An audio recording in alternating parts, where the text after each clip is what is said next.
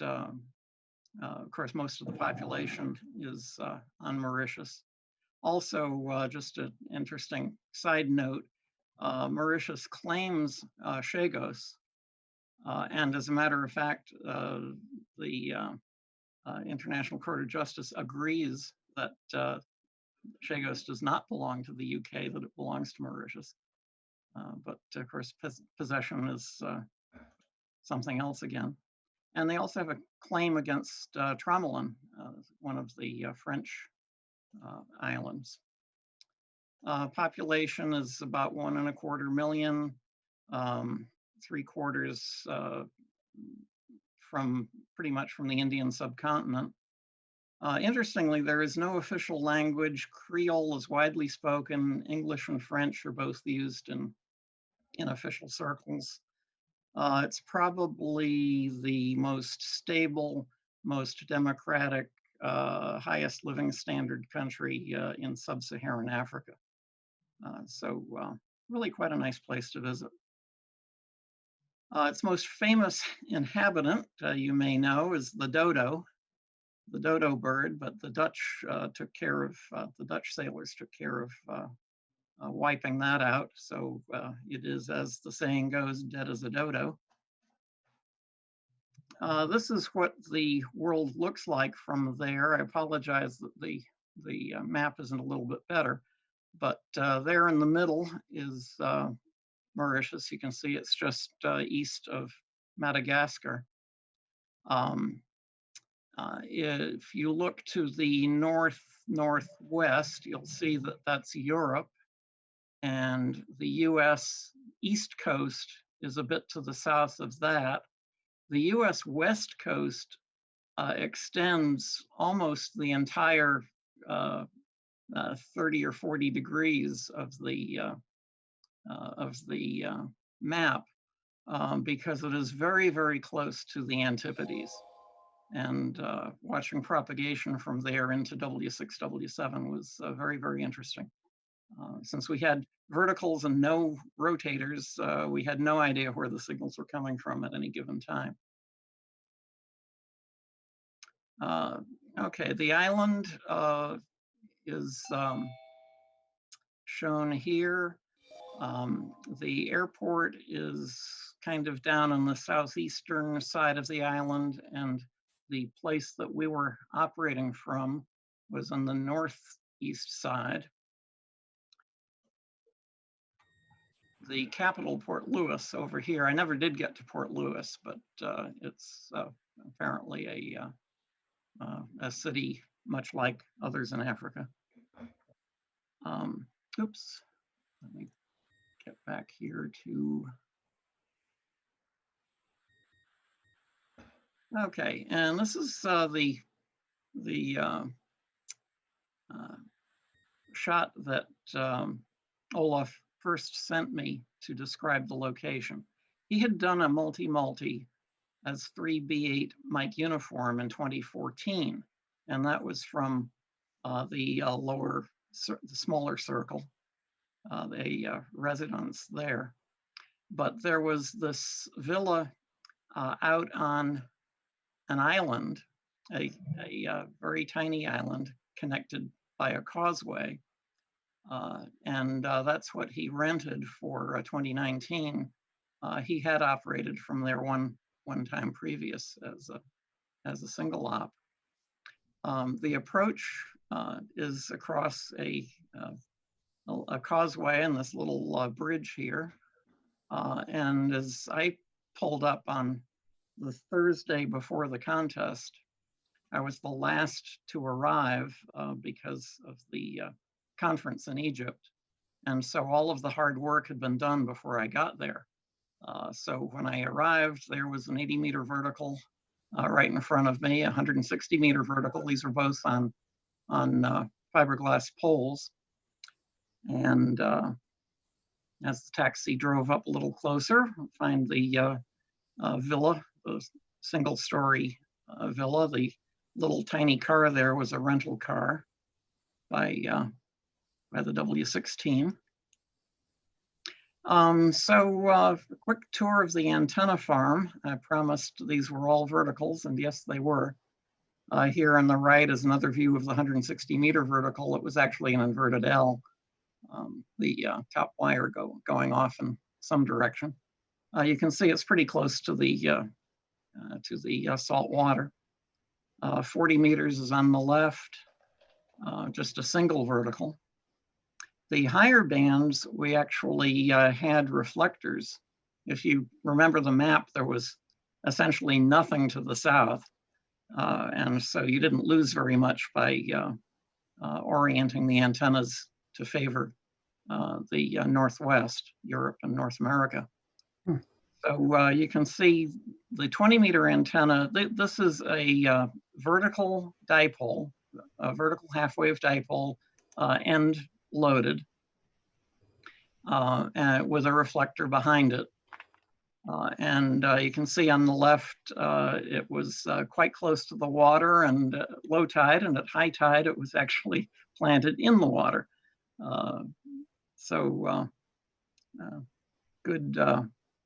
Good foreground. And 15 and 10 were identical pairs. These incidentally were brought in by Marty and 6VI. You'll get to see the whole crew here in one or two more slides. But that's 15 meters on the left, 10 meters on the right. Here is Olaf with his three most used call signs. Many of you may have met Olaf in 2014. He was a competitor at WRTC 2014. He was at one of the Devon's sites up at the north end of the of I-495. And here's most of the rest of the crew.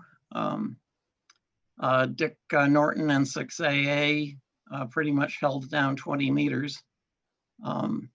So I'm over to his left and going clockwise around the table. Marty and 6VI, Marty Wall is there, and Denny, KX7M, was another operator. Denny was terrific in doing the IT side of things and keeping and getting the network up and running. Everything that we used, other than the antennas, you see on that table. There were 4 K3s, there were 2 expert amplifiers, 1 Tokyo High Power Labs amplifier, and 1 Barefoot rig that was mostly used for checking for band openings. Although at one point, let's see, who was it?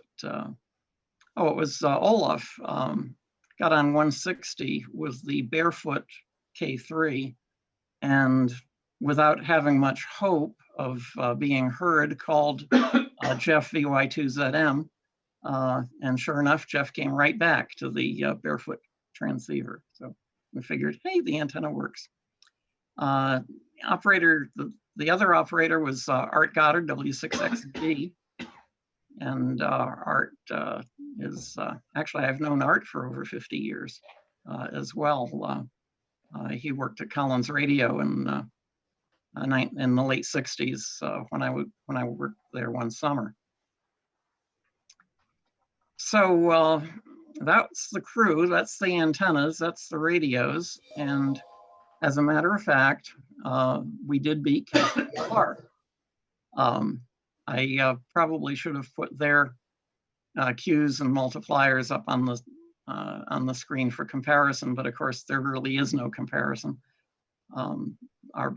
Being at opposite sides of the world and us being a unique double multiplier for most people.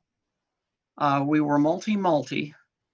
The philosophy of the W6s in this group, and incidentally, I should mention that Dick N6AA was the first person to operate CQ worldwide contests from all 40 zones. You know, some of us pride ourselves in having worked 40 zones. He has operated from 40 zones. And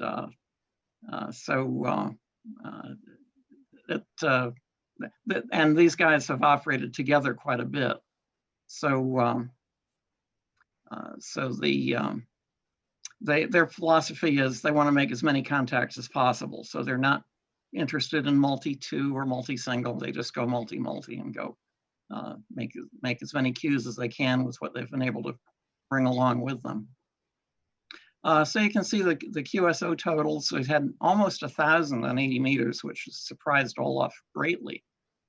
He had expected us to have not even half that many. 40 was a good band.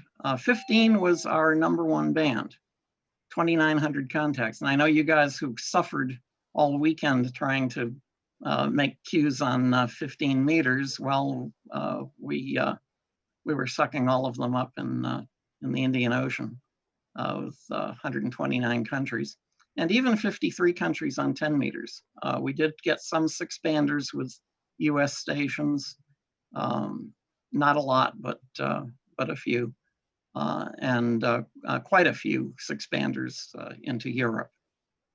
So, hey, we beat K3LR, bully for us. However, we were last in Africa in the multi-multi category. There is just no way of competing with the Canary Islands or Morocco or Madeira when you're that far away from anybody. But it was a lot of fun. Olaf has asked me if I would like to go back, and I said, well, yes, but it's way, way too far away. So I think I'll be operating from Coventry, Connecticut for the future. So I was there for a week and enjoyed 7 sunsets like this over the water. It was a great experience. And you guys who do this a lot more often, of course, than I have done, have a lot more experience at this, but you can imagine how much fun I had. So that's it, and be happy to take some questions. Oh, okay, I see there are some questions. Let's see. All right, let me pull up. Okay, all right, question number 1, no long pass to Asia? No, Asia is a chip shot from there. One of the easiest contacts I made on 15 meters was XZ2D, which was Marty Laine's operation from Myanmar. I was just, and running JAs on 80 was, they were really loud a good bit of the time. Let's see. Yes, to Randy, Dick is an avid bird watcher. And after the contest, he and Art and Dick's girlfriend, and let's see, I guess it was just the 3 of them went to Kenya for bird watching. So it worked out real well. Okay, Chuck has a question about the photo of the 20-meter vertical. Yeah, the horizontal members are also capacitive. I guess you'd call them a bottom hat. That doesn't make sense, but they're identical. And yes, they are center fed. They're fed through a coax balun, and the driven element is resonant. The reflector is presumably 5% longer or thereabouts. And why so few cues on 160? Rich, everybody is really, really, really far away. And also remember that this is the summer in the Southern Hemisphere. So conditions were not optimum for us on the low bands. We had some trouble being heard on 160 because Of course, the Europeans are so loud to one another. Can't offhand, Jeff, I can't tell you the Europe versus North America. It was heavily Europe. I'm not sure I've even actually seen that statistic, but it was much more Europe than North America, although pretty good propagation to North America a good bit of the time, including on 15 meters, and a little bit on 10, as I mentioned, because it's almost east-west. It's from here to there, I think, is about an 80, 81, 82 degree beam heading. The weather was nice. I got a question from John KF1KI. What's the weather like there when we were there? It was not oppressively hot. Just kind of comfortable short sleeve shirt weather. And yeah, with the 15 meter cues, were they mostly Europe? Well, yeah, but there were also a lot of JAs, a lot of North America. I can get the continental breakdown from Olaf sometime. We were using, Harold asks what logging software were we using? We were using WinTest. WinTest is what this group uses, and I have used it in the past myself, and so it wasn't any big problem. So that's a nice program, and of course it was the basis for what Paul is working on now. So that's it. Back to you, Dennis.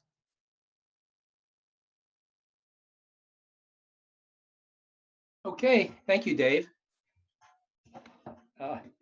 Yeah, when I look at where it is geographically, Mauritius is a long ways away. How long does a plane flight take to get there? Well, let's see. I went through Istanbul. The trip to Sharm el Sheikh, this is all on Turkish Airlines. The trip to Sharm el Sheikh was 9 hours plus from Boston to Istanbul, and then 3 hours plus to Sharm el Sheikh, then 3 hours plus back to Istanbul, and 9.5 from there to Mauritius. So you add the two together, and it's almost 20 hours in the air to get there from Boston, and even longer, of course, on the way back because you're fighting the jet stream. So, right. And in both cases, there were long layovers at the brand new Istanbul airport, which if we ever fly again, I'd certainly recommend it. It's a fabulous brand new terminal. I've been between this trip and trip to Saudi Arabia in January. I've been through that new terminal 5 times now in the space of about 2 months. Very good. Okay, our next presenter is Randy, Dennis, K5ZD. Dennis, can I interrupt for 1 second? Yep. I just want to give everyone a quick update on the meeting itself here. We've been hovering around the 100 participants, but we have had some requests from people who weren't able to get in. They reposted to the Reflector. Marty and I, in the background here, have set up a YouTube stream that can be accessed by people who weren't able to get in past the 100 limit. And of course, if we're going to keep doing this, we should talk about a capacity of more than 100. But we really did not foresee this level of interest. It's fabulous. And I'm hoping that 1 or 2 people have gotten the message and can at least watch what's going on via the YouTube stream. Thanks for the help, Marty. And what's interesting too is on the YouTube stream, I pulled it up on my cell phone. Dave's still talking. Okay. Oh, fabulous. Good. Fabulous. Great, great. Okay, go ahead, Dennis. Thank you. Just wanted to give you that update. Okay. Next up, Randy, K5ZD, talking about the WPX contest. Okay, good afternoon, everyone. I don't have a formal presentation. We're going to do a little bit of jumping around. So one thing may not have been too widely known, or I didn't broadcast it really inside the club, but the day before the WPX phone contest, the director, Terry, N4TZ, resigned. You know, can't know exactly what was going through his mind, but I know part of the catalyst was just the whole W2RE streaming situation and so on. There was some conflict about what the right thing to do there was. And I think he just decided he'd had enough. Now, he did the job for 7 years, and he did a really good job of administering everything and making sure the results got done and out. And 7 years is a lot of dog years. So I can't blame him for leaving. But when he quit, since I already was involved in everything, I took over the job, and we're actively looking for a replacement right now, and hopefully should have something to announce later this week. So if things go well, my term as interim will be very short, which is okay by me. The other thing is we got the raw scores for WPX phone out last Sunday. So, really 7 days after the end of the contest, we had the raw scores done. We'll just go there and take a look at them. And so the raw scores, I think everybody should know this, but these are the scores before checking. So we take the logs in, we run them through and score them as though everyone had a golden log. And that's the number that shows up. And so then we'll spend the next 3 or 4 weeks actually doing the log checking and bringing these scores down in some cases. But part of the reason I don't want to be the director all the time is I'm also doing the back office type work. So last week on the Reflector, somebody said, well, right now the high claim scores only let you see, or the raw scores only let you see things by continent. It'd be really great if we could select it by our country or something like that. So I sat down about 12:30 last night and said, well, how hard can that be? And at 4:15, I decided I better quit and go to bed. But now there is the ability to drop down and say, oh, I just want to see what the scores are for my country or my part of the world or something. But one of the things that I wanted to kind of point out, since I also wanted to make some observations about the contest recently, I'm going to come down here and find Indonesia. One of the things that's amazing to me when I watch the logs come in is there's an incredible amount of new activity going on. Remember, we're just looking at the top 10s here. If I clicked on these, you would see there's something going on in Indonesia for ham radio, because these guys are coming out of the woodwork, and they often are not very high powered stations. They don't work a lot of people. They tend to work a lot of each other. So there's almost a whole separate contest going over there. And you really notice it on things like single band 40. Let's see if I can find it down here. Like single band 40 meters low power. There are 103 Indonesians who just did single band 40 meters low power in WPX phone. So it's pretty great to see that kind of growth coming on. I don't think it'll ever replace Japan in terms of those massive numbers for to help the West Coast, but there's a lot of activity going on out there, and we just never hear it. It's like it's going on in a completely different planet than we're on. Now, one of the comments I wanted to make was about the logs that are coming in.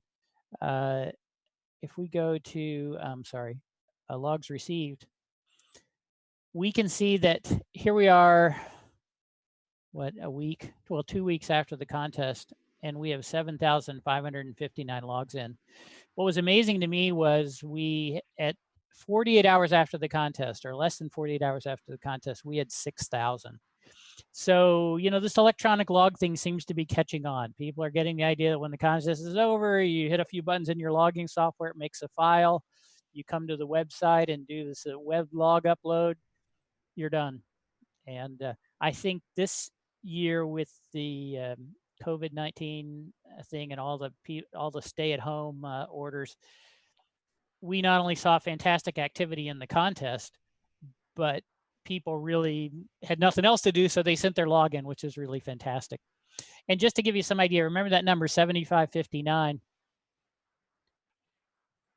The highest log submissions that we've ever had in this contest before was 5874. So it just goes to show that if we made it so there was no sports on TV and no way to have to take your wife out to dinner or to go to the show or visit people or do anything except be home, these contests would have a lot more activity. So something for us to try to figure out a sinister plan to accomplish in the future. But pretty fantastic. And another thing that, let me go back to our raw scores. One thing we did not, sorry, pardon the scrolling. One thing we did not have is very many multi-ops. So really you're looking at, multi, there were only 10 of them. The WW2DX operation was all remote guys. The NR60 operation was 8 remote guys and the guy who lives there. Don't know about the rest of these. This multi-2, LZ9W is a bunch of guys who work together. So I guess they assumed if they weren't already sick that the operating the radio wouldn't make them more so.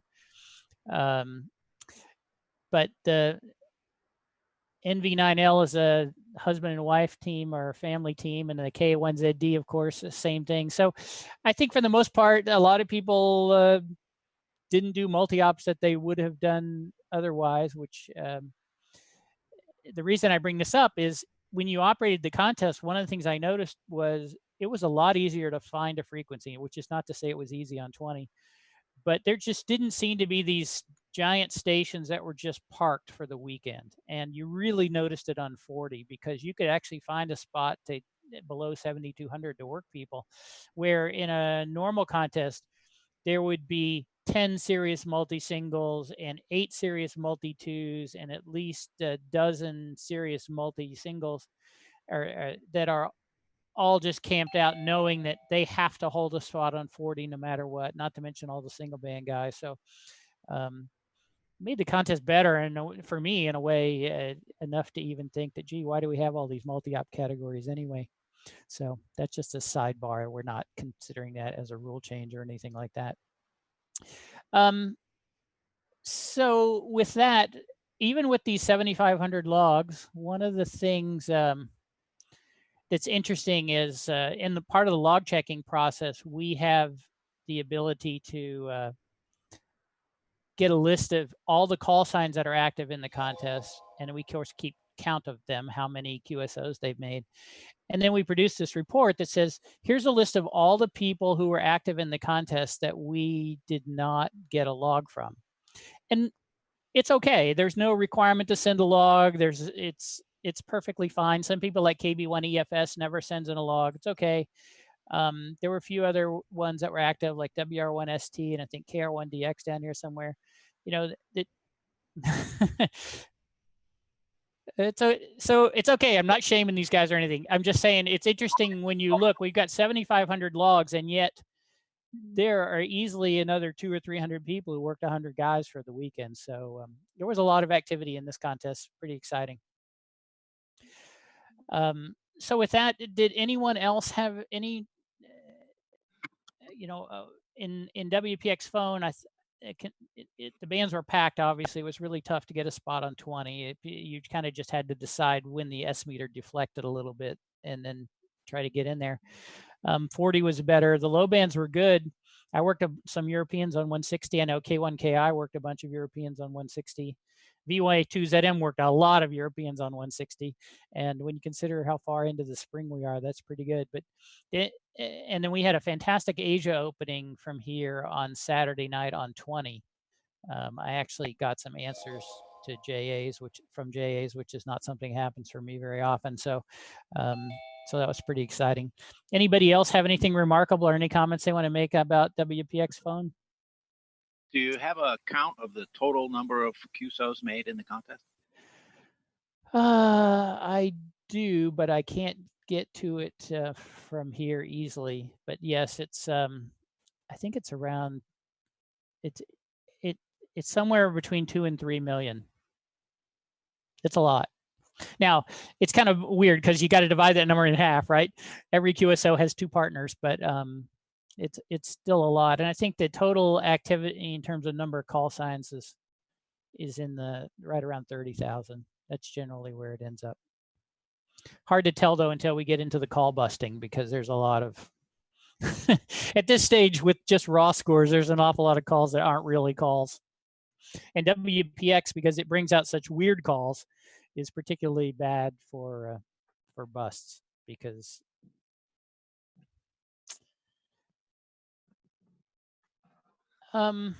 again, for WPX, let's see if I can find I can find a number for last year pretty easily. Let's see what we can do. You guys will get to see how I organize my all my logs here. So WPX 2019 CW. Oh, that's CW. I don't have phone, I guess. Oh,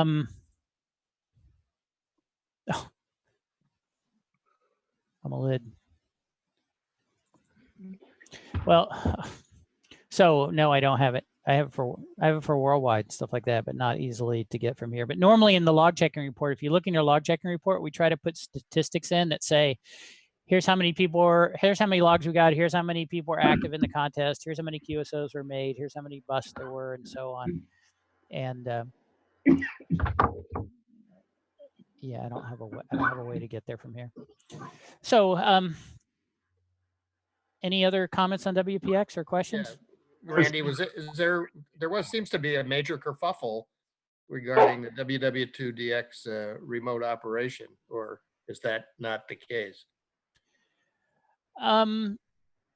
Well, so there was an ARRL, and so I don't know. I'm going to probably mischaracterize this a little bit, but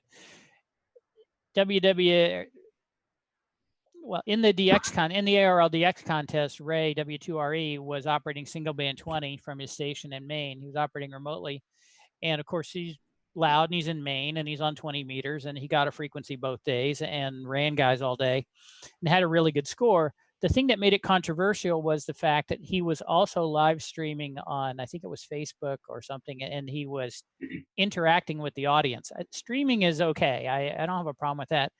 But when you start actually interacting with your audience and they ask you a question on the chat and you answer it on the chat, I mean, you answer it live to the stream, it just starts to get a little far out there and starts to, in some ways, use non-amateur radio means of communication to solicit QSOs.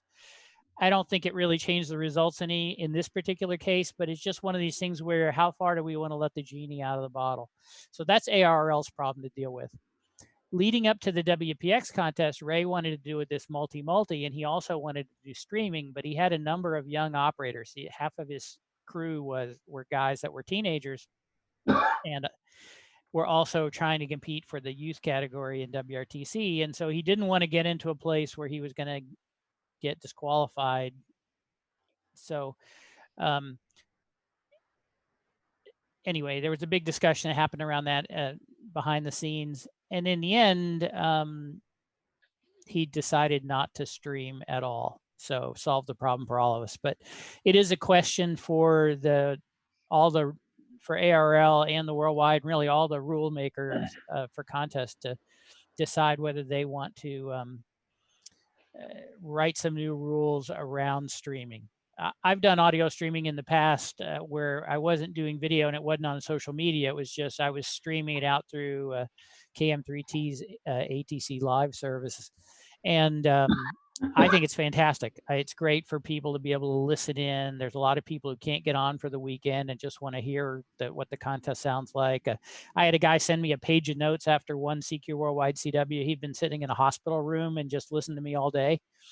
And so I'm totally in favor of streaming, but you do have to be really careful that you're not soliciting or advertising or whatever. And I think we get into social media, it gets really hard to figure out what the rules should be on that, but something that'll get some more discussion. But that was the backstory. Can you say a couple of words about the live scores? Yeah, actually, I don't know if let's see if they're still up. So one of the things that I do in all the contests is he gets rid of stuff really quickly. Anyway, yeah, it's the problem is he only keeps scores for a week, and then they're gone. Oh, so we're too late. But anyway, there are two live scoreboards. Let's see who's which ones are on today. There are two live scoreboards that are pretty active right now: cq-contest.net in Russia, and then contestonlinescore.com, which is run by VA2WA out of Canada. And it turns out that if you post your score to either of these sites or to a score distributor server that has been set up by WA7BNM, your score can show up in both scoreboards. So it's pretty awesome. So it just becomes a question of which user interface you like. But what's great about the scoreboard is your logging software in the background as you're working people is silently every 2, 5, 10 minutes, whatever you set up, posting the score to the scoreboard. And then the scoreboard every 3 minutes or so updates the page. And so for me, as I'm operating, I find it really motivating to see where I am on the scoreboard and try to catch the next guy. And because it's all being done by the logging software in the background, you know, once you set it up, you don't have to do anything. There's no overhead or anything. And I'll keep what I'll do in the contest for contest online scoreboard. I'll use the mobile view, and I'll get it really small down here in one corner. So it'll be sitting here, and the rest of my logging software will be over here. And now I just kind of keep wherever I am on the scoreboard in the page. And most of the time, especially when I'm part-time, I find this really great because I'll go away for an hour or two and I'll come back. And of course, some guys have passed me. And so then it's like, okay, I'll see if I can catch them. And so I can guarantee you this, I have operated many more hours in contests because of the scoreboard than I would have, because I probably would have quit. And even in this WPX phone 2 weeks ago, I really wasn't sure how serious I was going to be. And so I would quit and go watch TV for a while. And then I'd come back and I'd chase somebody down. And then I'd go to sleep for a while and I'd come back and I'd chase somebody down. And there's just something when you're catching up or chasing people that's very, very empowering. Anything else? That was a good question, Gene. Randy, can you show on the scoreboard the stuff behind it, the graphs and stuff? Yeah, so we'll just use CWT since it's only a 1 hour contest, so it's not quite as exciting. But if we pick somebody, then you see, this isn't going to work for this guy. He didn't, without any 48-hour contest to look at, we're kind of stuck here. We don't even have any, I mean, there's nothing. They're all little ones. But anyway, if you click on somebody, it'll show you a graph of how many QSOs and mults and what their score was over time. And then what's great is you can pick another guy and compare the two. Of course, these aren't very interesting. But in a contest like WPX, when it's over, it's kind of cool to look back and see just how close the contest was, how it'll inevitably be just a 1 or 2 hour period where somebody got a frequency or happened to have a really good run or worked a bunch of multipliers or something, and they got ahead, and then it's really hard for somebody to catch up. Or sometimes you'll see the scores zigzagging back and forth where you catch up with somebody and then they get ahead of you and so on. So I'm a big fan of online scoreboards, and online scoreboards do not make you assisted. They're not conveying you any information about band openings or really not any information about specific call signs and frequencies, which is what defines assistance. It's just information. It's kind of like WWV or whatever, but really empowering. Okay, I'm running on too long. I have one thing I want to do. Marty, you can turn us off for a second here. I'm going to take some of Alex thunder here and take a look at the worldwide club results for 2019. So the CW results don't come out until May 1, but what the heck, that's only a couple of weeks from now. So unfortunately, we can see that we're going to end up being number 2 to the Frankfurt Radio Club. They had 251 members to our 246, but they got us by 50 million points in those extra 5 people. So room for improvement. And this is a tool that we use internally when we're making the results, but this is a list of the YCCC club score contributions in order of score. And so the KC1XX thing is being multi-2 on both modes and having a pretty big number was a great thing for us.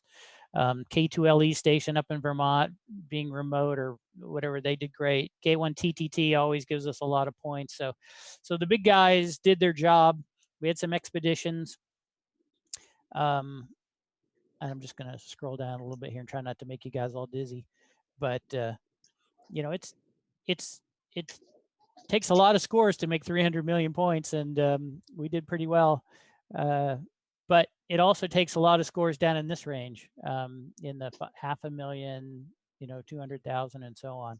So everybody had a part in this, but unfortunately, we're number 2. But we're a long way ahead of number 3. So pounded those PVRC guys. But the big thing if we just take a quick look at FRC, what we'll see is a couple of pretty big expeditions. So their first 5 scores were all expeditions, single It looks like option. the points per operation was down for them. They had nearly as many as we had and are way behind. Yeah. So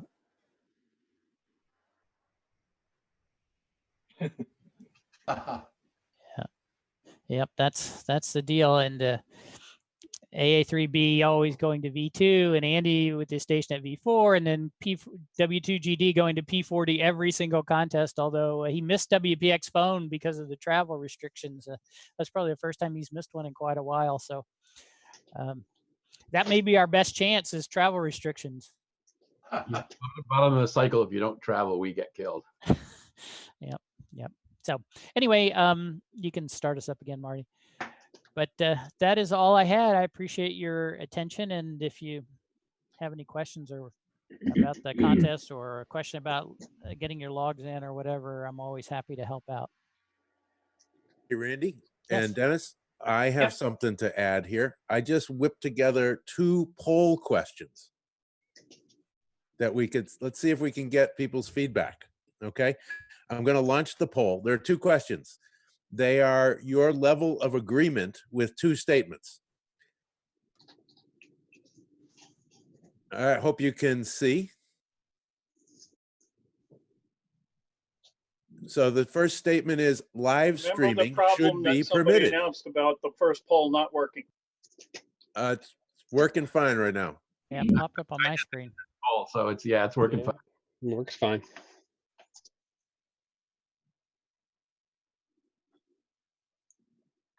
The poll popped up on the screen. Popped up with it. That's probably because you're a moderator, Marty.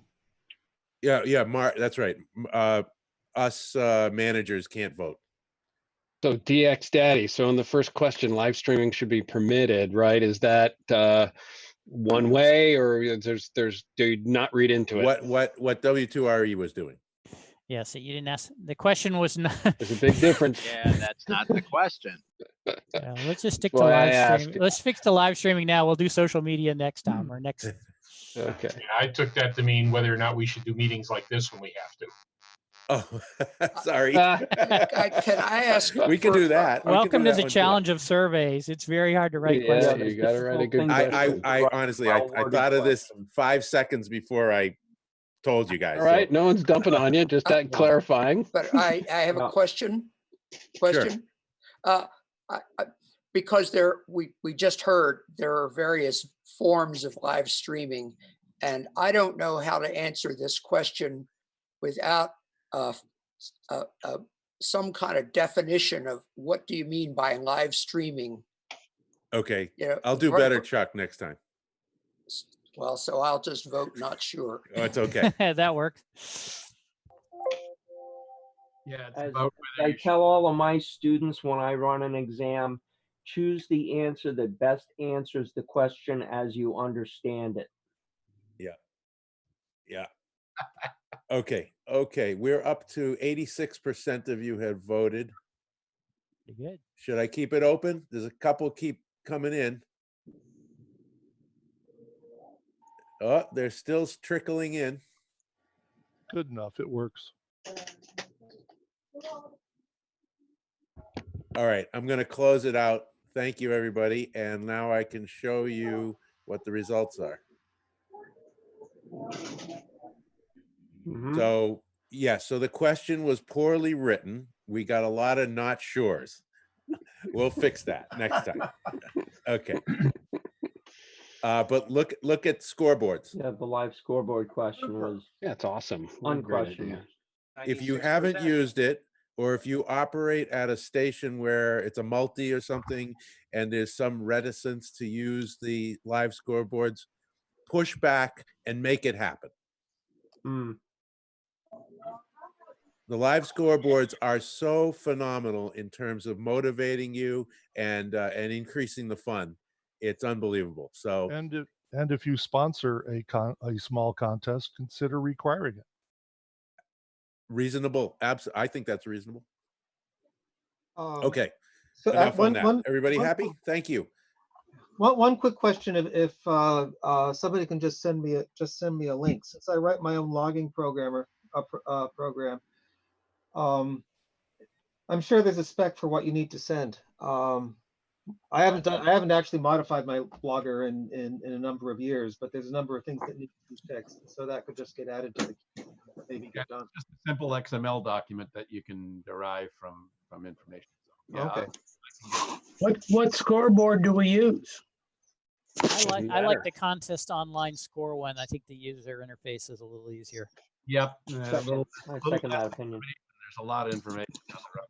If you're using N1MM, you can just click a box and it sends it to both. Right. I don't use N1MM, nothing personal. Well, what do you use? N3FJP. Oh, Well, You may have it in there too. N3FJP as well. You can set it up on N3FJP very easily. Okay, but the question is, what is the scoreboard that we use? Is it posted on the website? You go to N3FJP setup, and you just set yourself up with the thing that sends it to both, and you're all set. Very easy. Maybe we could share the URL in a follow-up email, or post the link here in the chat. I think things like that should be posted on the website for new people. On the website. Yeah, it turns out we're not doing a club competition or anything. There's only 2 of them, but yes, we should. It's probably a good idea for somebody to write an article for a Scuttlebutt or something to explain some of this. Thank you. We can Good ask idea. A2W8 and he will gladly explain everything. And Yes, there's much enthusiasm at VA2WA about this. Thanks very much. Okay. Another question? If you go to contestonlinescoreboard.com, one of the items on the menu bar is how to set it up with each software. So it includes how to do it with N3FJP and WinTest and N1MM and there's like a dozen software programs listed there. So they've done all the work of showing you how to set it up with each program you might use.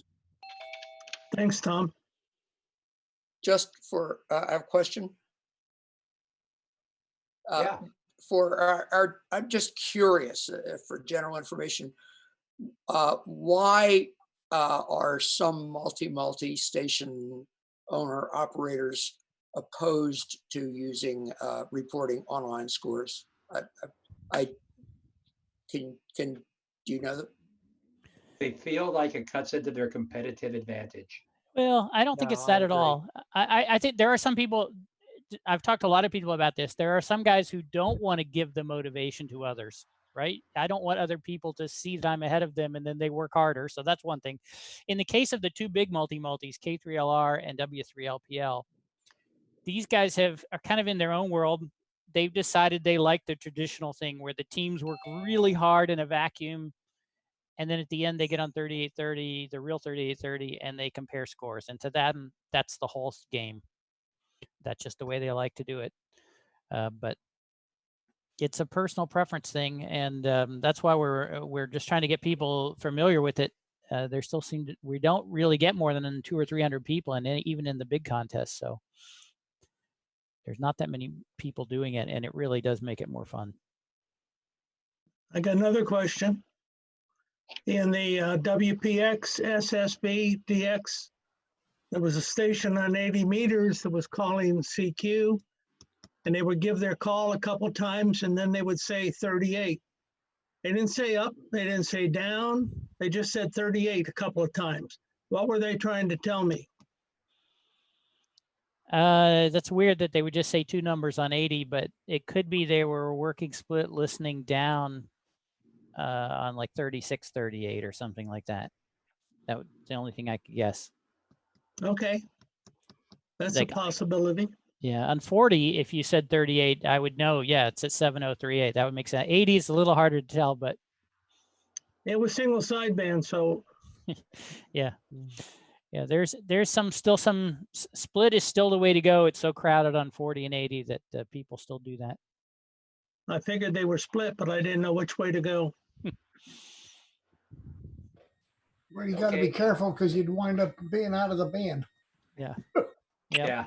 Yeah, we get lots of those. Another thing that we're really struggling with on WPX this time is a lot of QSOs made on 14349 this year.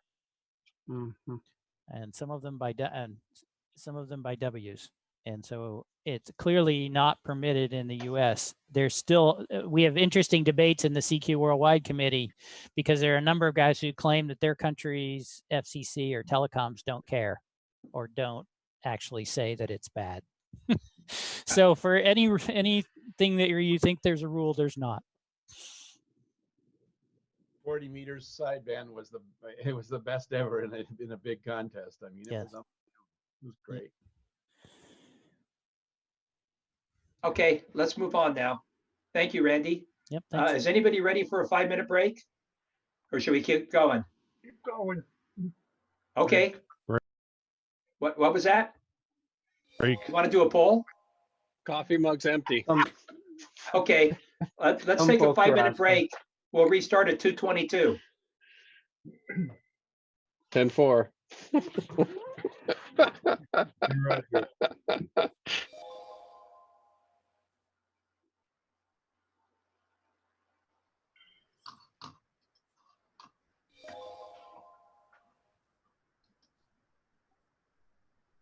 So for anybody listening, how do you set a background so that you're like out in the 7 seas somewhere?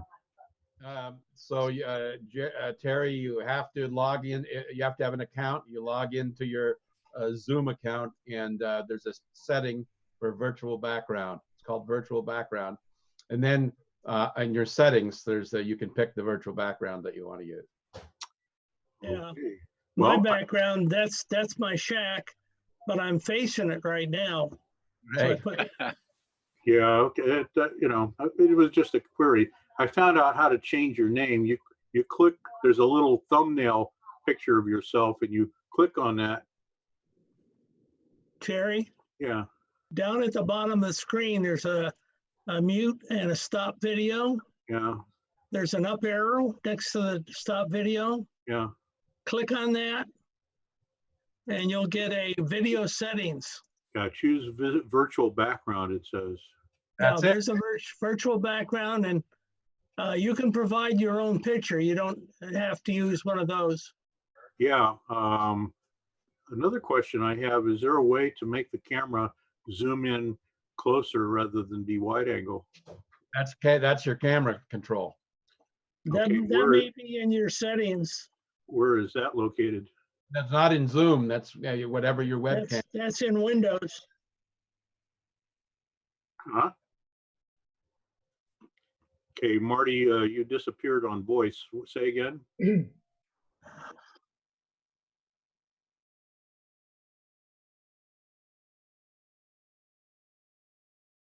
Okay, would that have come with the camera, or do I have to install something? All right. And you can also, as like I'm doing, you can use video instead of stills for your background. Yeah. Jerry, are you on the ISS? Yeah, that's right. There, see right beside my head. Got to watch out or I hit my head on the. Looks like you're moving pretty fast. And I got a question for Jeff Briggs, if you're there, Jeff. How much snow do you have up there?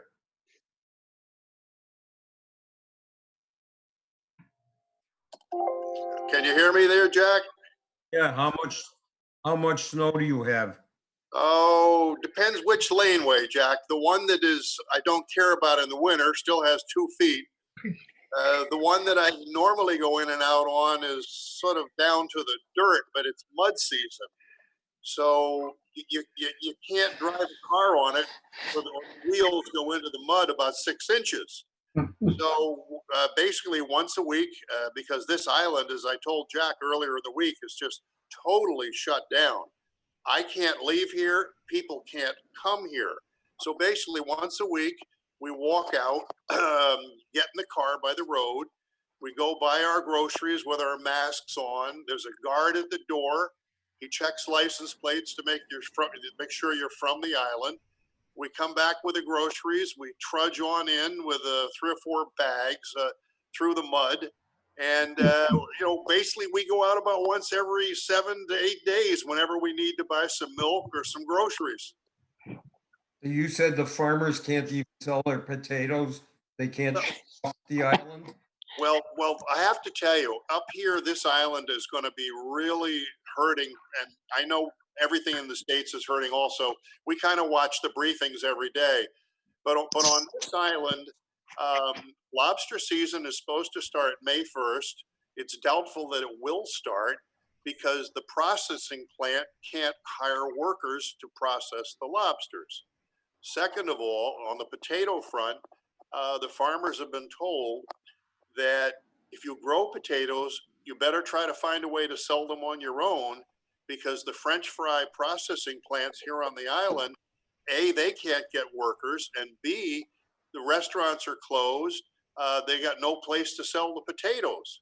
So all the restaurants are closed, movies are closed, non-essential travel is closed. There's even a snitch line on this island, and what that means is it's a 1-800 number. If you see people congregating in groups of more than 5, the RCMP will come out. They'll give you a warning. Second time is $1,000. The third time is $5,000. The fourth time it's $10,000. And so the premier of the island was very interesting. They started asking people to self-discipline and self-isolate, and people kind of farted him off. And so he came on the TV and he said, look, okay, we asked you nicely, and then we warned you, and you're still not listening, and that's when the fine started. And they have arrested people, they have fined them. They turn away cars on the bridge. So basically, I got no way in and out of here. I can't go over the bridge because they'll stop me. The ferry's closed, and so like everybody else, the world has kind of come to an absolute standstill, guys. Well, wow. But the good Hey, news, hey, Jeff, I'm glad to hear you'll be on in the New England QSO party. Well, I will say I've been operating a lot more radio than I normally do. We had a little bit of a break in the weather this last week, and I did do some a little bit of tower work, but it's still, I mean, we had snow yesterday, we had snow today, not a lot, but winter is still going on here. That's the only way to describe it. Has anyone noticed that in Britain, 100 towers with 5G have been burned because have been started on fire because people think 5G is causing coronavirus? Yeah, that's a pretty serious issue. Unbelievable. Hey, Jeff. Okay. Question for you. What do you heat with up there, and what happens when you get low on fuel? Okay, that's a very good question. When we built this house, we designed it with 3 heating systems, and they're all independent of each other. They're all independently thermostatically controlled. The primary heat source is oil, baseboard, hot water. The secondary heat source is 3 propane burners that run on 1,000 gallons of propane tank, which I only have to fill once a year. And the third heat source or 3 heat pumps run off of 2 compressors. And so basically we can set the temperature. If we want to save oil, we run heat pumps. If we want to top off the heat in the bedroom or in the living room, we just have like a clicker on a TV. We turn on the propane burner. That makes the room pretty nice and toasty within about 5 minutes. The biggest problem is getting oil down here because we started off with a an 8,000 liter tank, and the insurance company dropped me and said I had to get rid of it. So we had to put 250 gallons in the basement. There's a problem. You can't go through the whole winter on 500 gallons of oil up here. So just before Christmas and New Year's, we top it off. And then we have to get down here at least once during the rest of the winter to top it off again. But I'm good until middle of July now because we're not even using the oil. Hey, Jeff? Yeah. Yeah, you're allowed 50 liters of oil in your basement, by the way. Well, not according to my insurance company, because see, they basically wanted me to go to an electric boiler. And I you can't heat a 4,000 square foot home with an electric boiler. So they basically said we will allow 250s in the basement. And I mean, so I'm not going to argue with them because if I don't have any insurance down here, that'd be a problem. Jeff, take my email address, victoralpha2echo@me.com, and send me an email, and I'll tell you what to do. Okay, well, thank you very much. And I think Jim's getting ready to start again. Yeah, let's get going again. Our next presenter is Paul. The K1XM will be talking about HQ9X. Paul? Okay, let me see if I can share this. Share screen. Oh, screen 1. Hold on. All right. Did that work?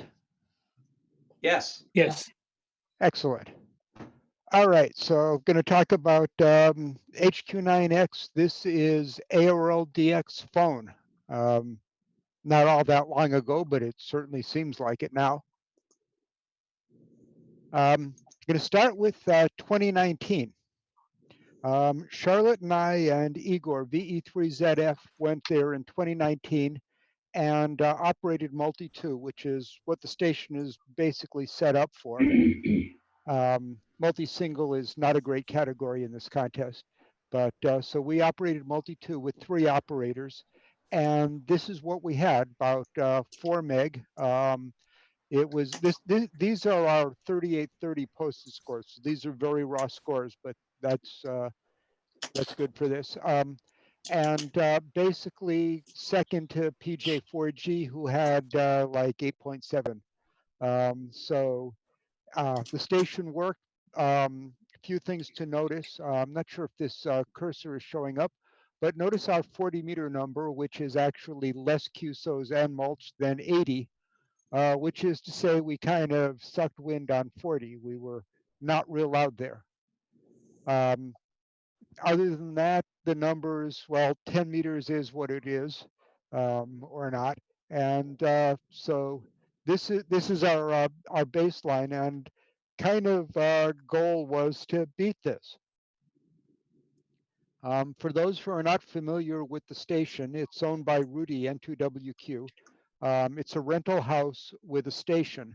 It's a nice house. It's a good place to operate. This picture is not recent, but you can see the tower and antenna in the background.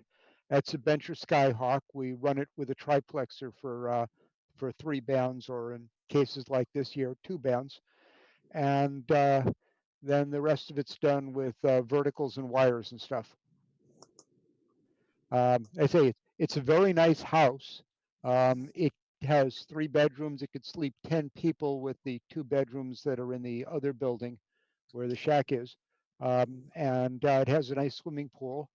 And this is looking at the front, the carport over on the left. And you can see there's a second building behind the carport, which has more bedrooms, and the shack is in there. So that's a quick overview. This is a place where you can take your non-ham spouse and they won't kill you. Let's see. There we go. It's inside the house, the dining area and the living room. There's a television and such, and we got here first. And then a couple of days later, K1DG showed up. Doug had contacted me about going down there, and I said, "Well, we're planning to go. You want to join us?" So he and his wife Karen came down, and they, you know, I understand that Karen was a little concerned, and Doug was asking me questions about, like, you know, should I rent an apartment somewhere or something for her to stay in? I said, no, this place is nice. So they came down and joined us, and Doug, of course, is a seriously good addition to a multi-team. And here's Karen enjoying the swimming pool. I had a rental car. They went off for a day or two, parts of them, and did tourist things on the island. So basically, it worked out well. Now, about that 40-meter signal, Dennis was down there for the code contest, and he and Rudy put an inverted V for 40 up on the tower, and it worked better than the vertical. What we decided to do was to hang a director in front of the inverted V, making it sort of a 2-element beam fixed north, which might give us a little bit more signal into the US. So this meant we'd have to cut a 40-meter director and put it up, and I'll show you that here. Here we are, Doug on the other end of the measuring tape. We're making a 40-meter director. And the shack is inside the room there, that door. And we're putting together, basically this string is going to hold up the antenna. This has to last for a week. And so I'm using this basically nylon string. It's cheap, disposable, and visible, so we probably won't run into it if somebody's walking around. And so up it goes. And in a couple of hours, here, I don't know if you can see my cursor, but here on the tower is the 40 inverted V.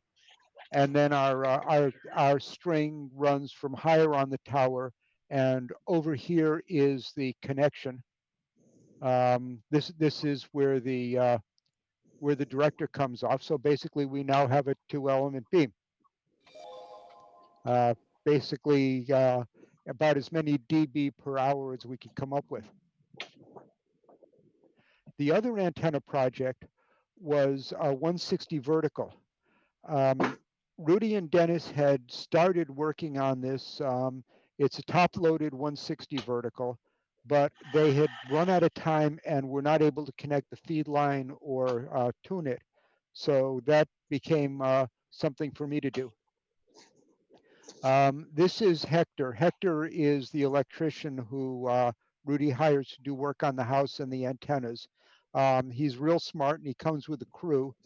And yes, he speaks English, and by Honduran standards, he's not cheap, but he gets things done, and he does them well. So he's holding a piece of PVC pipe, which I'm going to use as a form for the loading coil. The antenna resonated at about 2.8 megahertz, so it's going to need something. And there's that. And here I am in the shack building a coil, estimating how many turns I'm going to need.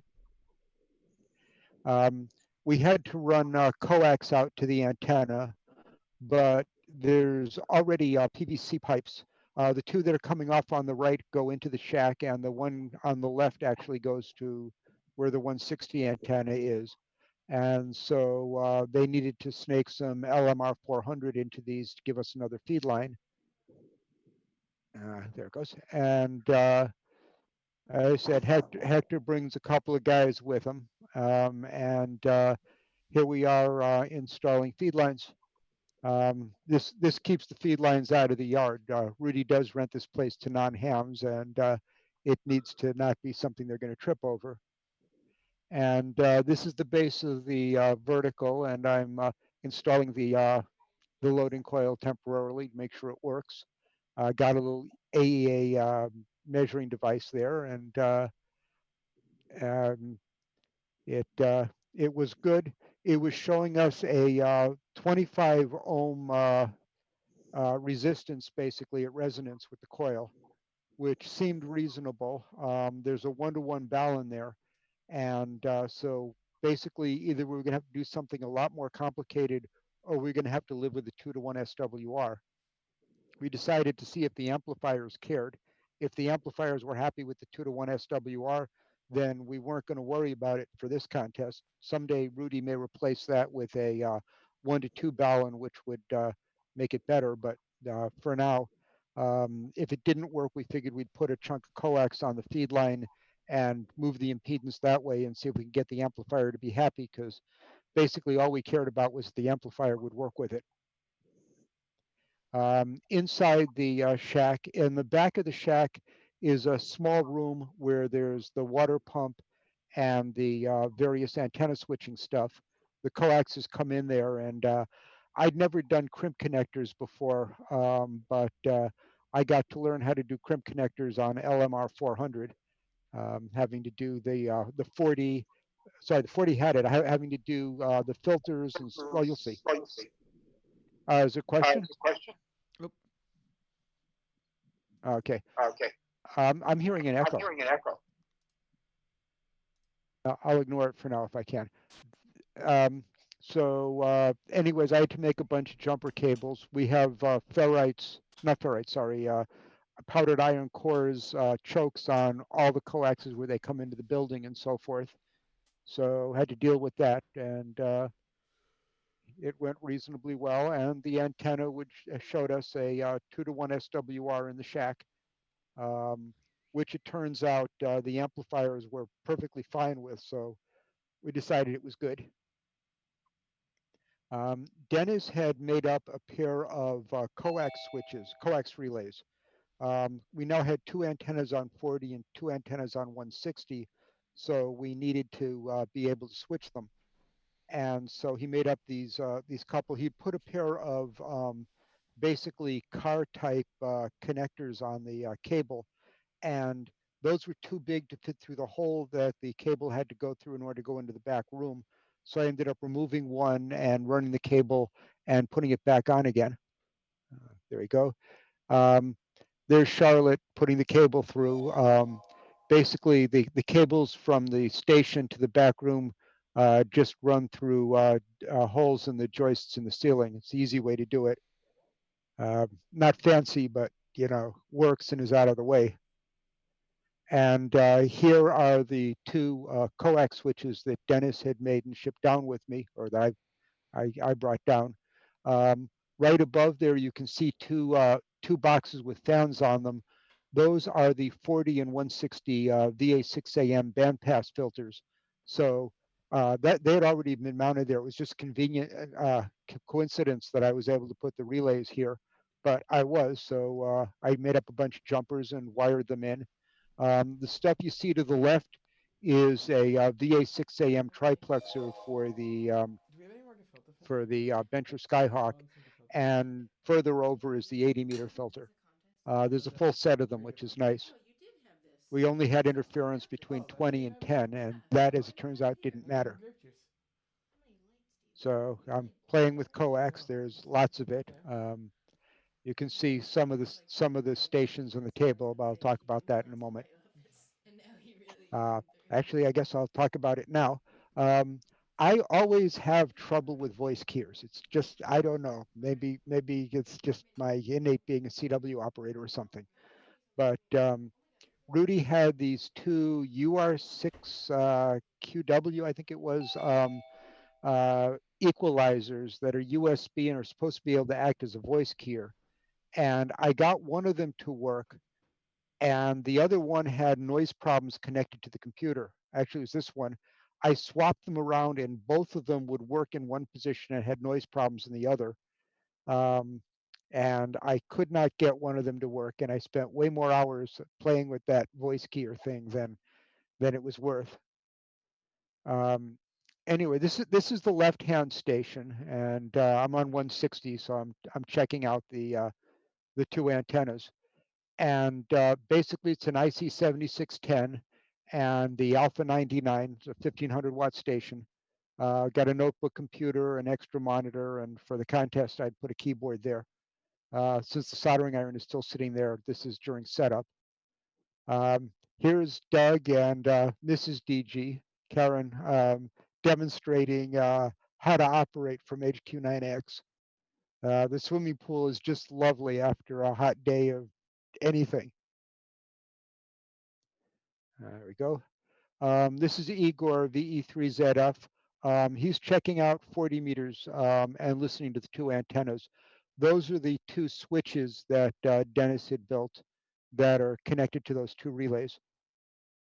And that's this is the right-hand station in IC 7300, another alpha, and the voice keyer equalizer thing. This one was the one that actually did work. And so here's Doug checking things out. And at this point, I've got keyboards and mice. And if you look over here, you'll notice there's a little box there that has a couple of transformers, and that's a USB sound card. And it had no noise problems at all with the same computer connected to the same jack as the equalizer box had problems with. So this is what we used. Unfortunately, I only had one set of transformers, so I couldn't do this on the other station. But this is what it looks like. And so this is now in more. Well, actually, for the contest, we subbed in a keyboard here too. This is Asian. Here we go. This is Charlotte operating on 15 meters. Now we've got a keyboard, and actually there's a mouse somewhere there too. And she's running folks on 15. You'll note the signs. For those who haven't done this, after a certain number of hours with too many call signs in my brain, I forget which one's mine. And I have basically trained myself. I put up a sign somewhere, and when I start to lose it, I look at the sign and I read it. If you haven't operated from stations other than your own, trust me, this is what happens after a lot of hours and too little sleep. And here's Doug, and this is the contest. Now, one of the things to notice is that Doug is on 20 meters. For those of you who know Doug, you know he would much rather be on 15, but 20 was going to be our big band, and Doug made a huge difference on 20. This guy can operate. And so the result of all of this is like this. We had raw scores, as I said, this is a 3830 type raw score of 6.2 meg. And from the postings and the raw scores we've seen, this makes us #1 in North America and #2 world behind PJ4G again. But this is the difference between 2019 and 2020. The vertical helped us a bit, we think, on 160. We were up a bit there. The vertical was actually quieter on receive than the old antenna, but not good enough. We put up a beverage, and the beverage, it worked better than the beverage we put up in 2019, which was completely useless. But unfortunately, this one was also pretty useless. So we're still trying to work out how to build a receive antenna. We picked up a few cues on 80 just because. 40, the new antenna, okay, we weren't stomping loud, but we were a whole lot better. So here we are almost doubling our QSOs on 40 meters. And 20, well, as I said, we put K1DG on 20 meters, and this is what happens when you put K1DG on 20. That's a big difference. And 15, well, 15 we were up, and I think part of that is simply because we had more operators, and everybody was able to get a little more sleep than last year. But the difference, we went from 4.1 to 6.2. That's almost a 50% increase. We'll take it. In a year where PJ4G actually went down in score. We think that may be partly because of their operators, but we were real happy with the difference. And you know, if anybody wonders, can DG operate phone? Yeah. So after the contest, DG and Karen and Igor headed back home, and Charlotte and I were down here. It's an island that's well known for diving, so we moved to this nice dive resort, which basically they feed you, and all you got to do is dive or hang around the pool or whatever, and you don't have to worry about anything, which is nice, at least in theory. So it's a nice, pretty resort. Not really big, has 27 rooms. Our room is actually the one right here on the top floor. The view from our room is the dive shop, which is not far away. And so they had a bunch of boats, and basically all you do is you get on the boat, and they get your gear on the boat, and they'll even set up your gear for you. There's Charlotte all ready to go diving, and that's actually Charlotte and I in the water. And there's fish and so forth. It's nice. And we went diving on this wreck. I really love that guy's outfit. And this is easy, you know, easy stuff. We were surprised to see some big groupers like this guy and this one. And you know, the fans and the sponges are pretty, and you know, this is a nice way to unwind after operating a contest. And so, so that's what we did. There were some turtles. We like turtles. Everybody likes turtles.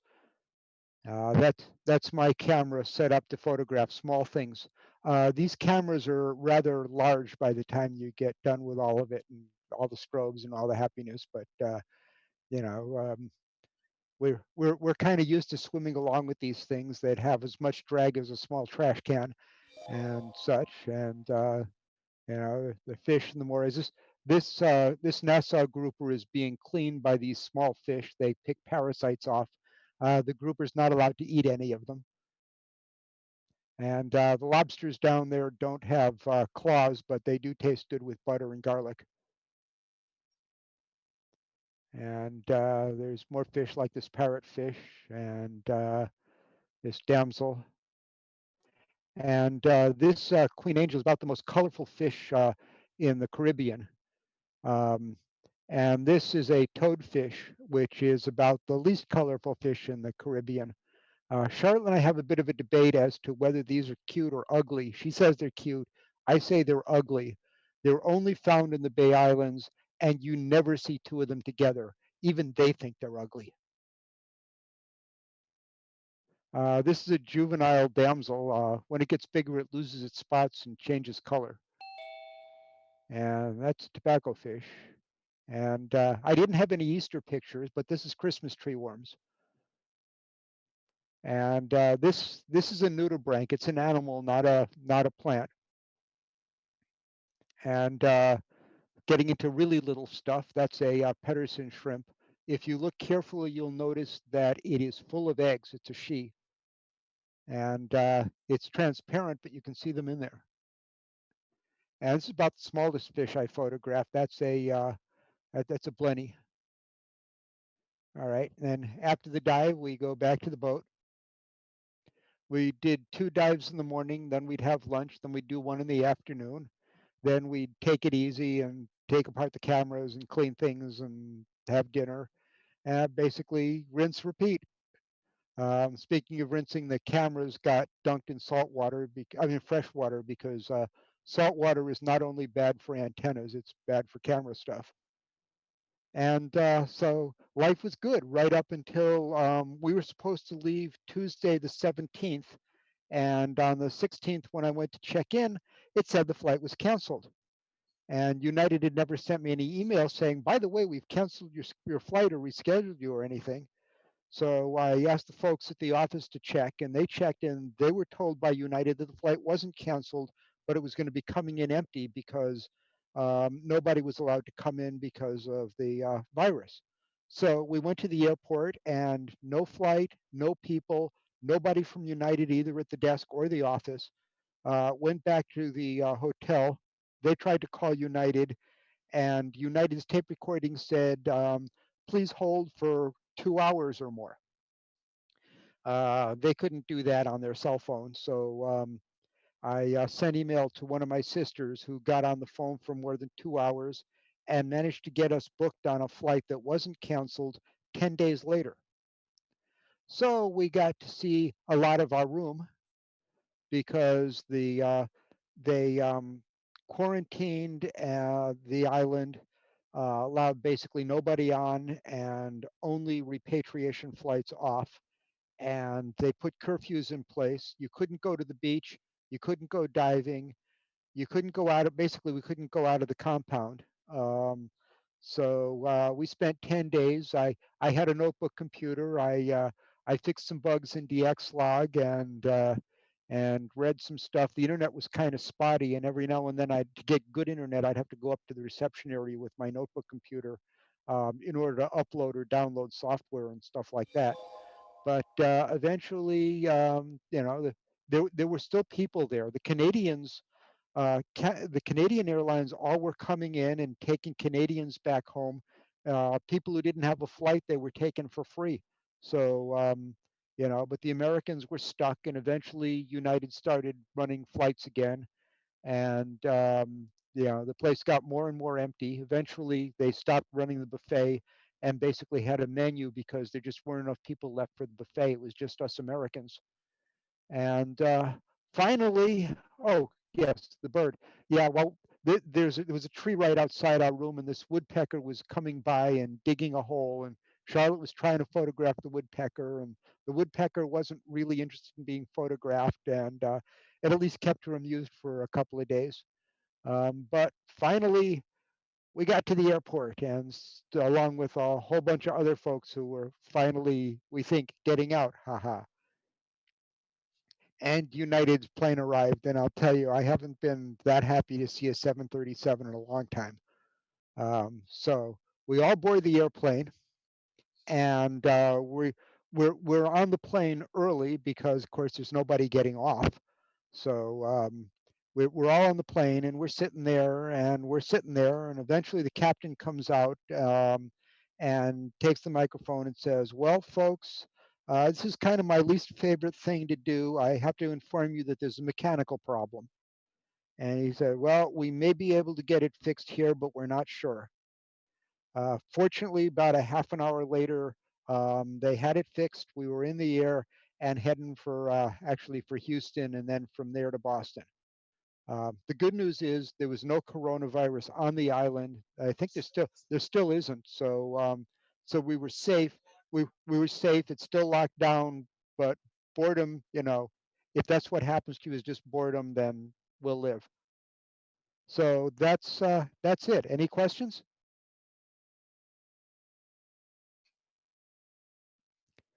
All right, I'm going to stop sharing.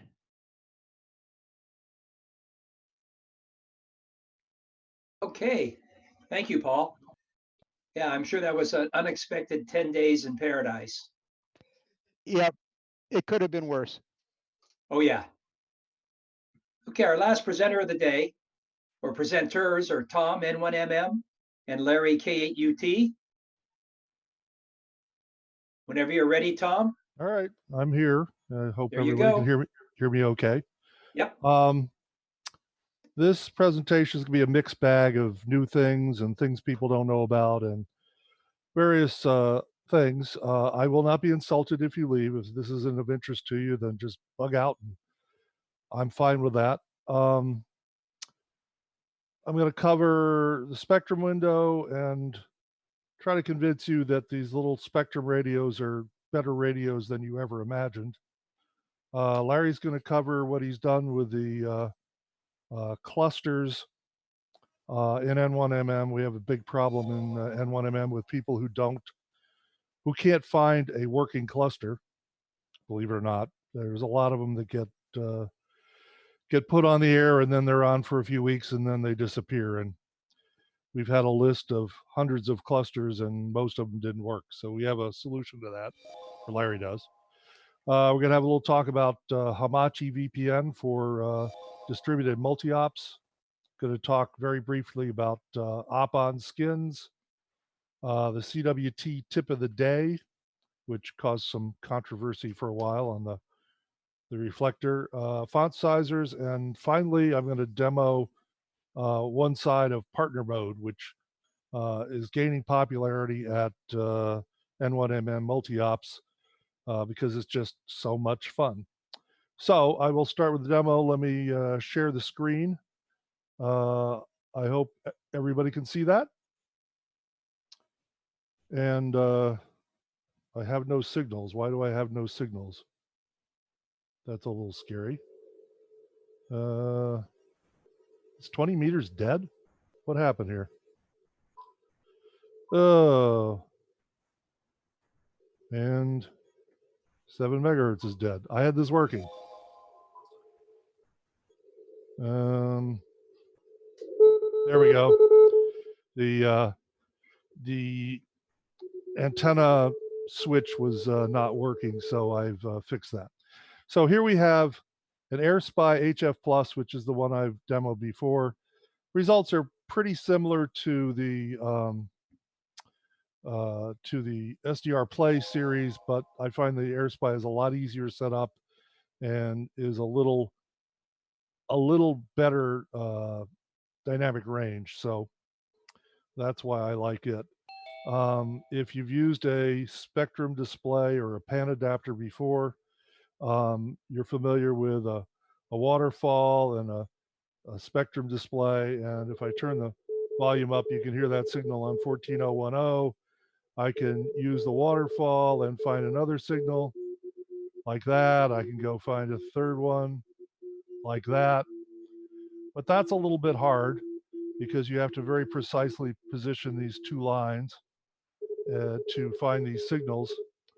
So what you can do with this is say show some red dots where the signals are. And now we have signals marked and we have the option snap to signal on, so we can just click above where a signal is and it tunes it right in. At the end of this section, I'm going to stack up the 7300. This is an IC 7300 we're listening on. I'm going to stack it on top of this Spectrum display so you can see what one gets and what the other one gets. It's pretty similar. And you can see that, well, they're sharing the antenna, and so they're getting the same signals, and they're basically receiving the same signals. I did not set up to allow you to listen to the AirSpy as a radio, which you could do if you had SDR console configured, but I'll leave that as an exercise. So what we're looking at here is we're looking at a Spectrum display that is 48 kilohertz wide over here on the left. Can you see the mouse, anybody? Fred Hoppengarden, can you raise your hand if you can see? Oops, you disappeared. I can't see anybody. Yeah, we see it. Okay, great.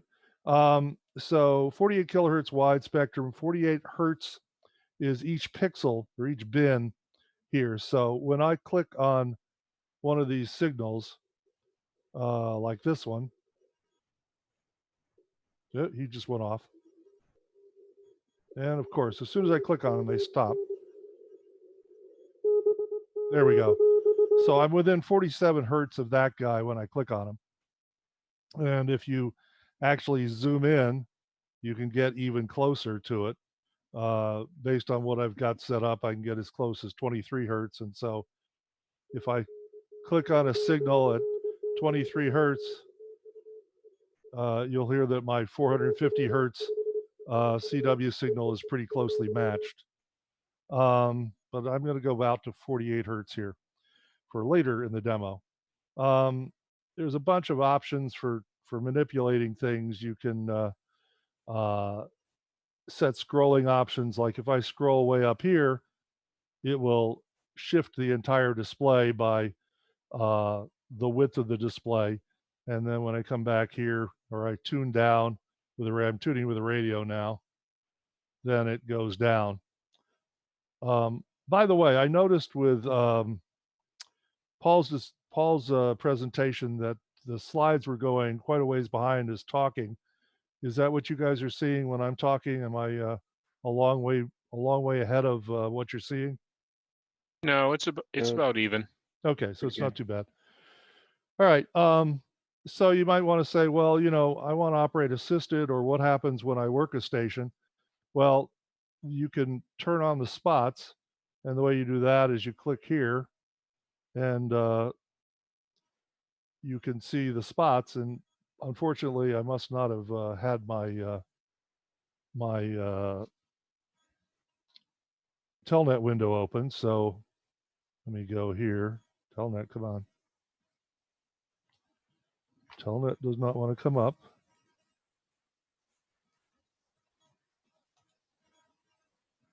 Okay. No, that's the network window. I must have shut the telnet window off. Let me get one. Window telnet. And that's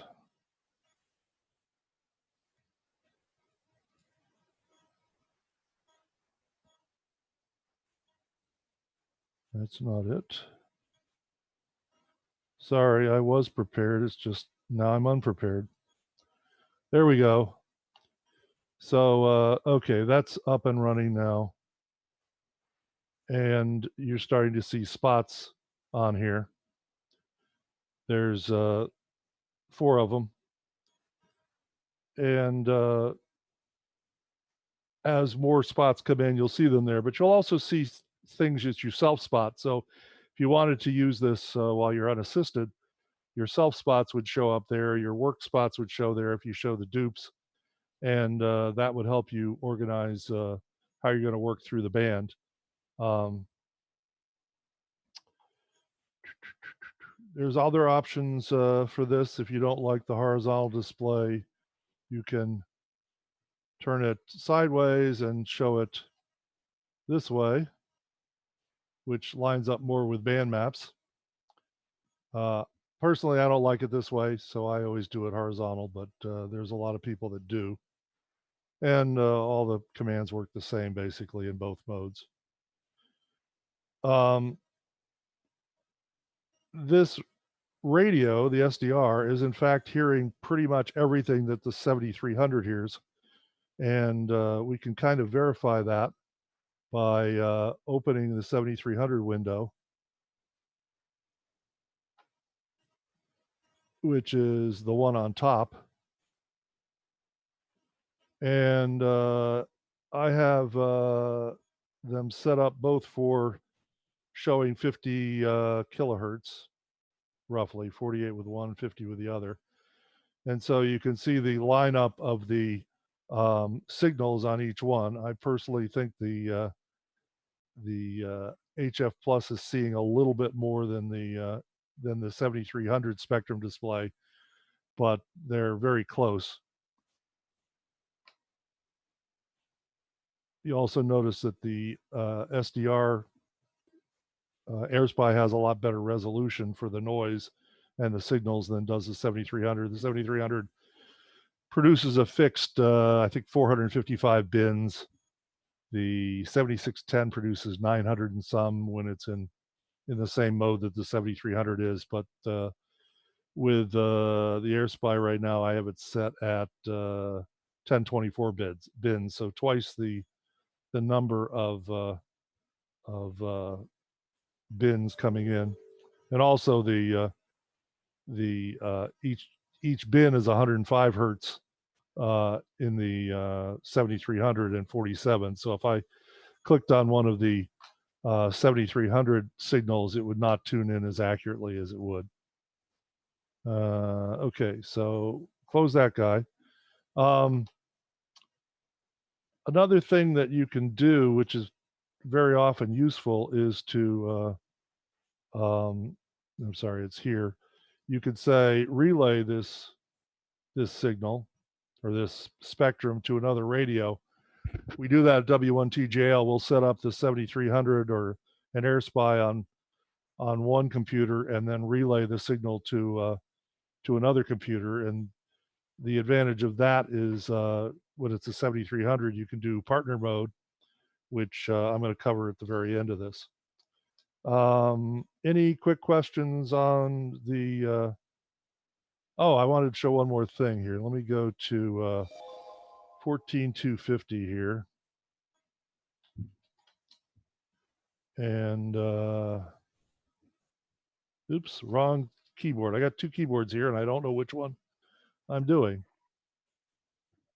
Well, 14, no, it's wrong. 250 SSB. Okay, so you can see, excuse me.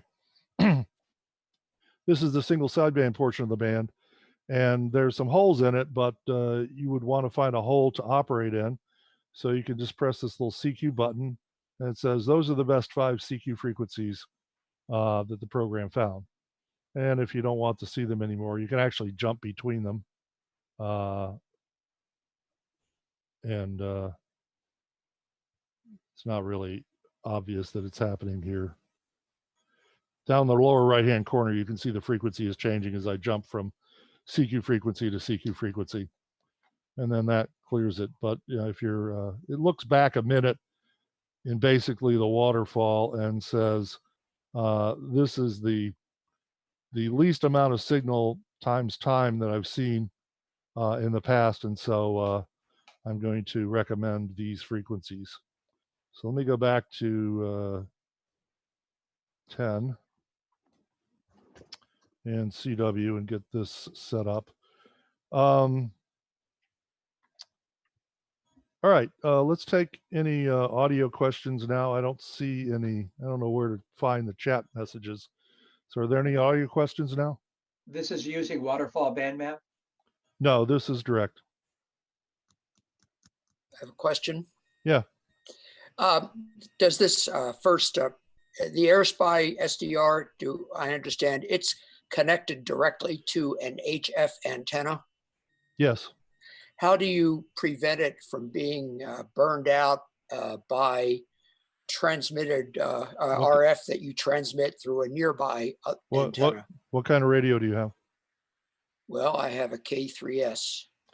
Does it have an RF in and an RF out? Yes. Does it? An RF Yes. out? Oh, okay. I forgot that. The RF in and RF out were originally pretty much intended for bandpass filters. You would put them in there so that they're not in the transmit path. And it puts you on the RX side of the TR relay. So you can either hook up to it directly with a T connector, or you can put in a mini circuits. No, what are they called? Micro circuits. Micro. A power divider, in other words. Yeah, a signal divider called a hybrid. Mini circuits. Magic is the T? brand. It's a Magic T, but it's a commercial one is a mini circuits. And that splits the signal between them. I really haven't noticed any much difference in the signal when you have the SDR tapping off, but the mini circuits is going to put in a 3 dB loss. In the contest, 3 dBs on 20 meters, you probably ought to have 12 dBs of attenuation in there anyway. So it's free attenuation. Any other questions? Thank you.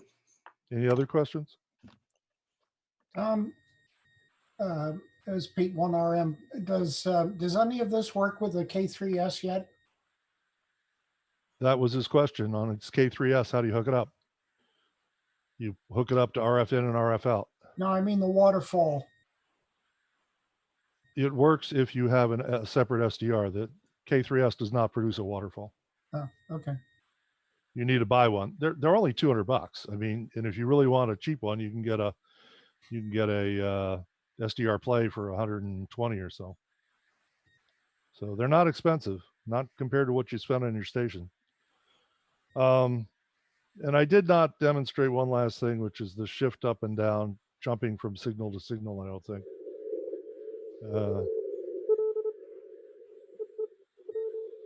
And you can use this like in your CWTs to find stations to work if you're unassisted. You don't have to have the call signs showing. You don't have to be assisted. I'm not jumping from spot to spot. I'm jumping from signal to signal. You notice that I'm skipping over some spots because there's no signals. And if I do this, I can say, don't show me spots without signals, and some of the spots will go away. Okay. Is it just a single keystroke to get from one signal to the next? If you consider shift up and shift down a single keystroke, yes. Okay, great. One more question. Yeah. With an SDR, somewhere some computing has to be done to basically perform FFTs and so on. Is this something that's done in the AirSpy SDR, or is it something that you use one of your computers for? And if, well, that's enough. In the AirSpy case, there's it's always done in your computer or in another computer that you have connected, because you could send the data over in various ways. But let me split the problem up in a better fashion. The top of the screen is signal levels, and some radios produce those directly. Radios that produce those directly are the ICOM 7300, 7610, 7850 series, and the Flex. And when those come in, they can be just plotted directly with no FFT, fast Fourier transform, which is how you turn IQ, which is the raw frequency data coming out of the radio. For most other SDRs, it comes out with IQ data, and that data does have to go through that FFT process, and that process can happen on this computer or another computer, but it has to happen on some computer. The thing I briefly mentioned but didn't really demonstrate was forwarding a spectrum. When you forward a spectrum, you're not forwarding the raw data, you're forwarding the spectrum levels, which is quite small and is doable over reasonable computer connections. You don't need 100 megabits to forward that stuff. I think it's around 30 kilobits a second, something like that. Is that enough of an answer? Question. Yeah, go ahead. Is there any software for Mac OS? No, I don't support Mac OS. Too much work, sorry. Nor Linux, although it does run on Linux. I don't know whether the Spectrum runs on Linux, but expect a lot of things not to work in the RIDI realm, because that's all old OCX code, which doesn't run under Linux at all. But people have successfully run the base program, including radio interfaces, under Linux, which is as close we get to Mac OS. Okay, any more questions? And if not, I will turn it to Larry for one section. Are you ready, Larry? I'm ready. You hearing me, Tom? Yeah, stop shared. I'm stopping sharing. Okay, let me start hitting the right buttons here. And I will try and do my sharing. Share which screen? This one over here. Hi, I'm Larry, KUT. I'm going to speak briefly about a new thing we've got inside N1MM called cluster ratings. So I've just got a few slides here. We're still seeing Tom, just so you know. Oh, okay. Well, I think I'm sharing. Oh, wait. Let me hit this button that says share. How's that? Perfect. Much better, Larry. Okay. These complicated things. So The challenge with the cluster ratings, and I put this on as a problem statement, our users, N1MM users, especially new users, you know, it's hard enough getting to know one of these logging programs, but getting to know a logging program and trying to get packet clusters working was very problematic. And one of the reasons for that is that our traditional method, we ship the product with a list of 250 roughly a list of packet clusters from which they can choose. And we did an analysis of that in early January this year and found that after, well, we built the list about 4 years ago, and we found that of the list of 250, 30 were still active. So, I mean, this was really like playing whack-a-mole for these new users. And so we wanted to get rid of this static list. And the solution was to develop some kind of an automated list that we could use. And we had an aha moment in early February. And the aha moment was the best way to learn about what packet clusters are working or not was to have you tell us. And so if you tell us what clusters you're using or not, and we collect that data, maybe we can add some value to it. So that was our aha moment. That was somewhere around February 1st. So I set about to design something, and it's just software. It's just a small matter of programming. There were 3 programming elements to it. There's what I'll call the collector code, and that runs in the N1MM logger desktop. And the desktop reports every telnet collection that you make or fail to make to a server. We don't send any personal information. This was a hot topic within the development team about whether we were snooping on our customers. We went round and round with this a lot. So we collect no personal or user identifiable data, and we do allow you to opt in or opt out of this. And you'll see that when I get to the demo. But essentially what we send to a server is when you open the telnet window, we send the telnet cluster you connected to and the results. Did you connect or did you fail to connect? And then we collect the continent you're on and the zone you're in, but nothing else that would identify who you are. So that's the collector code. Then up on a website, we have a database and a collector and reporter code. The collector stores every connection that comes in. So every time someone opens the telnet window and clicks to connect to a cluster, we collect that data. And then the database, we throttled the database at about 50,000 records. We figure we don't need any more than 50,000 to come up with a decent report. And then we summarize that report and send it back to the client when they ask for it. And that's the third element here, and that's what I call the reporting code. And that's when somebody at an N1MM Plus desktop clicks the button and says, send me the list. So that's the coding that's behind this. But what we didn't want to do is just provide a raw list. We wanted to provide some value add. And we thought maybe we could do that with some of the following code in there. So first, we wanted to make it truly dynamic. We've suffered enough with a static list. We know how bad that is. So we wanted this to be as real-time as humanly possible. We don't create a summary list until you click the button, and then we give you the very latest data that we know. So it's a first in, first out record collection. When we hit 50,000 records, or actually I've got it throttled at about closer to 60,000 right now, we roll the database back. And as of this morning, I've got this down at the bottom, the current database has 49,241 records in it.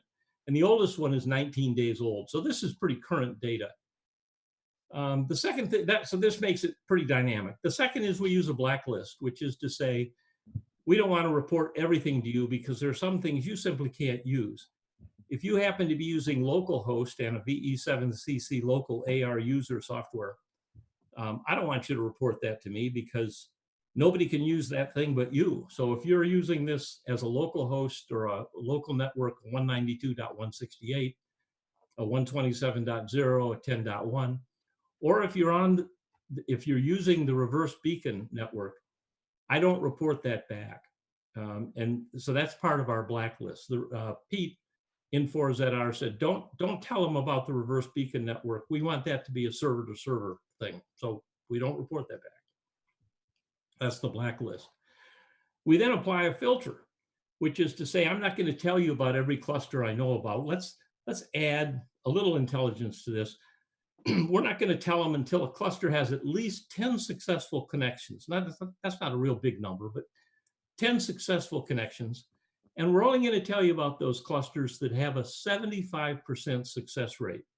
So as long as your clients that are connect successfully 75% or more of the time, we'll feed that data back in the list. If you're failing more often than, or less often than 75%, we're not going to report that. We want to provide value add and some reasonable assurance that you're going to get connected when you try to. And then finally, and this was a little bit of a surprise, we are providing some regional preferences. We were surprised to find, in looking at the original data, we did a beta test back in late February, we were surprised to find that there were big differences in regional preferences. And the differences fell into two categories. The first category was that there are clusters that people in Asia use or people in Europe use that people in North America don't use. Well, that's not such a big deal. But the other thing is that there are clusters that people use from all those places, but their success rates are wildly different. I'll give you an example. The big gorilla in all this is VE7CC. And VE7CC has a 90+% success rate in the United States, or North America. But from Asia, only a 54% success rate. So obviously it's not VE7CC's fault. This has something to do with internet connections. But there's wild differences, wild variations between geographic locations. So I close out this slide by talking about the current database, 49,000 current records, 19 days old. We have a list today, just this morning, of 793 sites. So I know about 793 that people are connecting to. But of those 793, only 195 fit our criteria, which is to say at least 10 successful connections, at least a 75% success rate, and they're not on the blacklist. So the list you're about to see in the demo is of 195, I hate to use the word recommended, but 195 filtered sites. So let's go to the demo. Wait a minute, fire this up. I will open my Telnet window. Are you sharing your desktop or just that app? I'm going to move the Telnet window over on top of that. How's that? Good. Yep. Okay, thanks. So I'm connected here to W3LPL. And with this new feature, if you go up to the cluster button, this screen looks a little different. We now have two sets of lists from which you can choose. The first list is the traditional list. This is the list of 250, only 30 of which are functional. And the top one of these is the live cluster list that you're going to get from the website. Now I'm going to click this button here. Let me show you a couple items. First, this is the enable. This is opt-in, opt-out if you don't want to participate. This is a filter by continent. We detect what continent you're on, and we give you the option of saying, oh yeah, only tell me about people on my continent. And I'll make an apology. I'm going to push this down arrow button, and what happens is the client sends a note off to the server and says, take those 49,000 records and give them to me in filtered order. So it takes a moment. There it is. So here's a list sorted by continent. After that, just alphabetically by the names or IP addresses of the clusters. After that, there's a pair of numbers in parentheses. These numbers, the first number represents the number of successful connections that our clients' desktops have reported. And the second number is the pass-fail ratio, or the success fail ratio. This first one happens to have 88%. So you can scroll through this list. You'll notice we don't have many reporting from Africa that meet the criteria. We've got a handful from Asia. We got a lot from Europe. In fact, we get more data out of Europe than we do out of North America. And I'll scroll down here to the North American contacts. And I'll run down to the bottom of this list. One of the things we've tried to do is try to avoid making, and I used this word a minute ago, which was recommendations. I don't want to recommend something to you. I want to present the data to you and let you choose. And so if we're looking here at North America, and I know this is kind of fine print, but let's look down here at VE7CC. VE7CC, as I mentioned, is the big guy here. Notice he's got 4,720 successful connections. That's more than anyone else on this list. But in North America, he's got a 91% success ratio. Mike VA3MW, in contrast, just the one listed just above his, he only has 13 connections, but every one was successful, 100%. And Mike's other cluster above that has 51 connections, but at 96%. So at this point, you could choose, well, I'm going to go with VE7CC because everybody's using him, even though his success rate might be a little lower. Or I want to look for somebody who absolutely has a 100% success rate, and I will choose that one. And at this point, you simply click the button and then say, connect to this guy. And as soon as the electrons flow back and forth, I'll be connected to VE7CC. So, gentlemen, in short, that's how the cluster rating system works. It's been deployed now for about, I don't know, Tom, about 4 weeks. It's been out there. We've been watching the statistics. It appears to be being used heavily.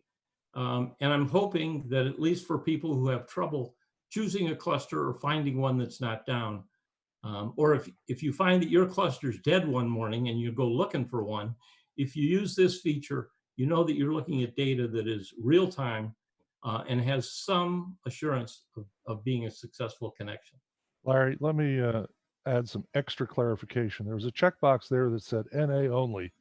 Yes. It was NA because you are in NA, and it does not mean show me only NA clusters. What it means is show me clusters that pass the criteria when accessed from NA. So what you're asking for is, what are my best bets from North America for clusters? Then you get to choose which of those you want, whether they be in North America or Europe. Thanks, Tom. And this is a question we got when we first deployed this. I should have clarified. This does not mean that the cluster is in North America. This means that the person reporting the cluster is in North America.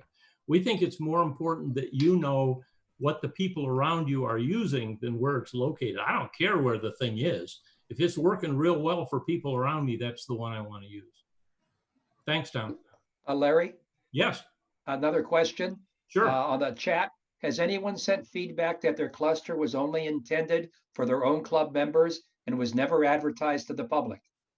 I have not received that message yet, but I have been warned that that might happen. And I have an answer for those people, which is this checkbox right here. Don't participate. If you don't participate, that we don't take data from anybody but participants. We're not snooping on you. And so if you don't want us to know about you, don't tell us. And we'll remove you if you want it. Larry, I have a question for you. When you collect the data, yes, is the data including things like port numbers? And for instance, some places have more than one port because they have more than one usage. Yes. Will, who was on here now, has port 23 and port 7373 with different intended purposes. Yep. How do you handle that kind of data coming back to you? We hand them all to you. Look at VA3MW. He's got 3 different ports here. This is port 23, 7373, and 41112. We report them all with their statistics. Thanks. Sure. Question? Anything else? Question from W1HIS. Yes, Chuck. I've used clusters for a few years, like most people, and I've always wondered why do sometimes I fail to connect to a given cluster, and other days I can connect, or sometimes in the middle of a contest where I've been connected to a cluster for 12 hours and everything's just fine, the connection drops. I understand that there's a zillion things that can go wrong, but what are the I'm thinking maybe in your work, you have gotten some understanding of what are the most common problems that people fail to connect to clusters. Well, I think the words of Darth Vader are most appropriate here, and that is that there's a disturbance in the force. And other than that, we're not really sure. It can be a lot of different things. One of the things that we are finding by looking at the statistics, and of course, I love to roll my fingers in the data. So I'm playing with the data in the background, looking and comparing the same cluster as it's seen in Europe as how it's seen in North America. One of the things that's pretty clear is it's generally not the cluster operator's fault. It generally appears to be, I mean, like when somebody's reporting 100% success in North America and 54% in Europe, you know this isn't that guy's fault. He's up and running. So there are a lot of different things in the domain name service, in security systems. We've seen problems in Eastern European countries where some people simply can't get through, or there are some unusual, I don't want to blame it on governmental intervention, but there are things that come and go for reasons I don't understand. That's the best answer I can give you. And this is one of the reasons why I'm hoping that this adds a little value, because you can look at this and have some idea of, first of all, something that's current, and second, something that people around you are having success with. Okay, thanks. Yep. Any other questions? All right, why don't we move on to Hamachi? Thanks, Okay, Larry. thanks, gentlemen. Thank you, Larry. Sure. I'm going to unshare here. Okay, do I get to go to the top because I'm speaking? Yes, there I am. With COVID-19, we keep seeing contests that are saying, oh, just do a distributed multi-multi, and that way you won't have to socially distance at the shack. You can do it via computers. So knowing how difficult it is for people to implement the networking and N1MM over the internet by changing router rules and that kind of thing, and people raving about how easy it is with a VPN, we decided we wanted to find a VPN that we could recommend that would be easy to set up and people could use that. What we found was Hamachi. It works for up to 5 computers for free. If you're really going to do more than 5, you're going to have to pay $49 a year, or you're going to have to set up your own VPN. In testing that, we found one problem, which is that auto configure did not work on Hamachi. And so we put a fix in to correct that. And in Tuesday's build, if you set up a Hamachi VPN, you will get auto configure working okay. Larry's working on a document which cookbooks it. We were doing walkthrough with that. We were scratching our heads and figured out that VE3KI was joining our network, but he had a copy of the program that was not open to connections coming in remotely to it, and we had him open his firewall and fix that, and so that kind of thing is also in the cookbook. So I'm hoping that people with a modicum of computer skills are going to be able to set this up, whereas they might never have been able to do it with the conventional way that we have. I knew that was needed when probably one of the best computer guys on this Zoom meeting was set it up wrong. And I said, well, if you didn't understand it, then nobody's going to understand it. So hopefully Hamachi will make that easier.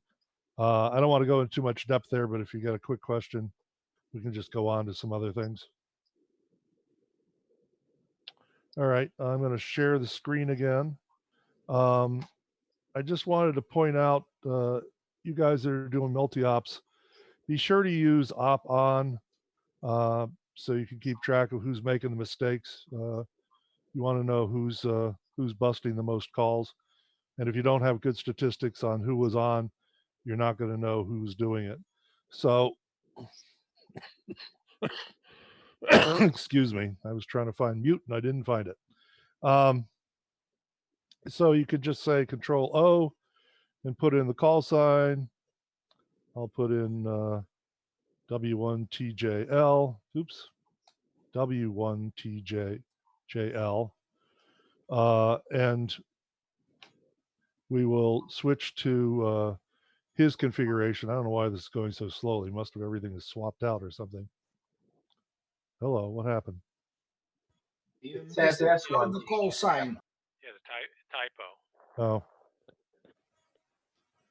There we go. Thank you. Didn't feel like fixing bugs in the middle of this presentation. All right, so the advantage of having a different screen layout and color scheme for another operator is he comes up and it looks completely unfamiliar if it's not his color scheme, and that is a great way to force him to do an op-on. The best practice, of course, is to do Control O when you're leaving the chair and put his call in and put him on, or at least leave it in this position right here where it's ready to have the call sign entered. And in that case, you get better compliance with the op-on. I wanted to cover a quickie on, I wanted to also cover that at W1TJL's urging, I was, or blame me. Blame you. Yes, I was able to add a whole bunch of parameters to the op-on. So things like whether you're using ESM and whether you have repeat set on or off are now saved when you op-on. So that makes things a little easier. Wanted to show the CWT tip of the day, which is CWT is an unusual contest. It's a great contest, and if you're home because of all this, you should be getting on because people have a lot of fun with it. You exchange name and CW ops number or your state. And the guy who maintains the call history file for that is so good, everybody's in it. If you operate a couple times, your call will be in call history. So I'm moving the mouse around this little thing, show only spots that are in call history. So if you tick that, then only calls that are in call history. So during its CWT, you'll only see those guys that are really participating in it. And that's a nice advantage that you don't go way down in the band and see, you know, AB4X and think he might be in CWT and he's not. So just check that. It's not sticky because you'll be very confused if you have that on in another contest. So it will be forgotten when you close the program. You'll have to turn it on again. But everybody who uses it seems to like it a lot because it, if you're assisted, it really helps. It's of no use if you're unassisted. So don't do that if you want to operate the CWZs unassisted. They're not really, there's no awards for them. So people, I think, operate assisted or unassisted, whatever way they want to practice operating. And so that's just fine. Another thing people don't utilize enough is the font sizers. Up here on this network window, let me make it a little bit smaller here, or a lot smaller here. Maybe it's too small to read. Most windows will have these little buttons in the upper right-hand corner, and if you click on them, the font gets bigger. And so if you find that the font is too small for the main part of some particular window, that's a good way to change it. You can also manage skins and change it for all windows if you're having a problem everywhere, or you've got a monitor that's making the fonts really, really small. So the values for those are saved on exit. So the next time you come in, it will be that same size again. And you can do it in the log window, and those will get bigger and smaller. So in case you haven't used that, do that. And then finally, here's the really fun thing that we've been using at W1TJL. And let's say I'm at 14010 and I'm calling CQ, I'm running, and we have another station that's listening. on the same antenna, the same frequency, which we do with the 7300 because we use it to serve up a spectrum to the to Tom's FTDX 5000. And so what you do is you station a second operator on the second radio, listening at the same frequency. And if he types a call sign HQ9X, you can see right over here that this operator sees what the other operator is typing. And while that's great and it really helps him operate, doesn't always use it, but he can use it if he wants.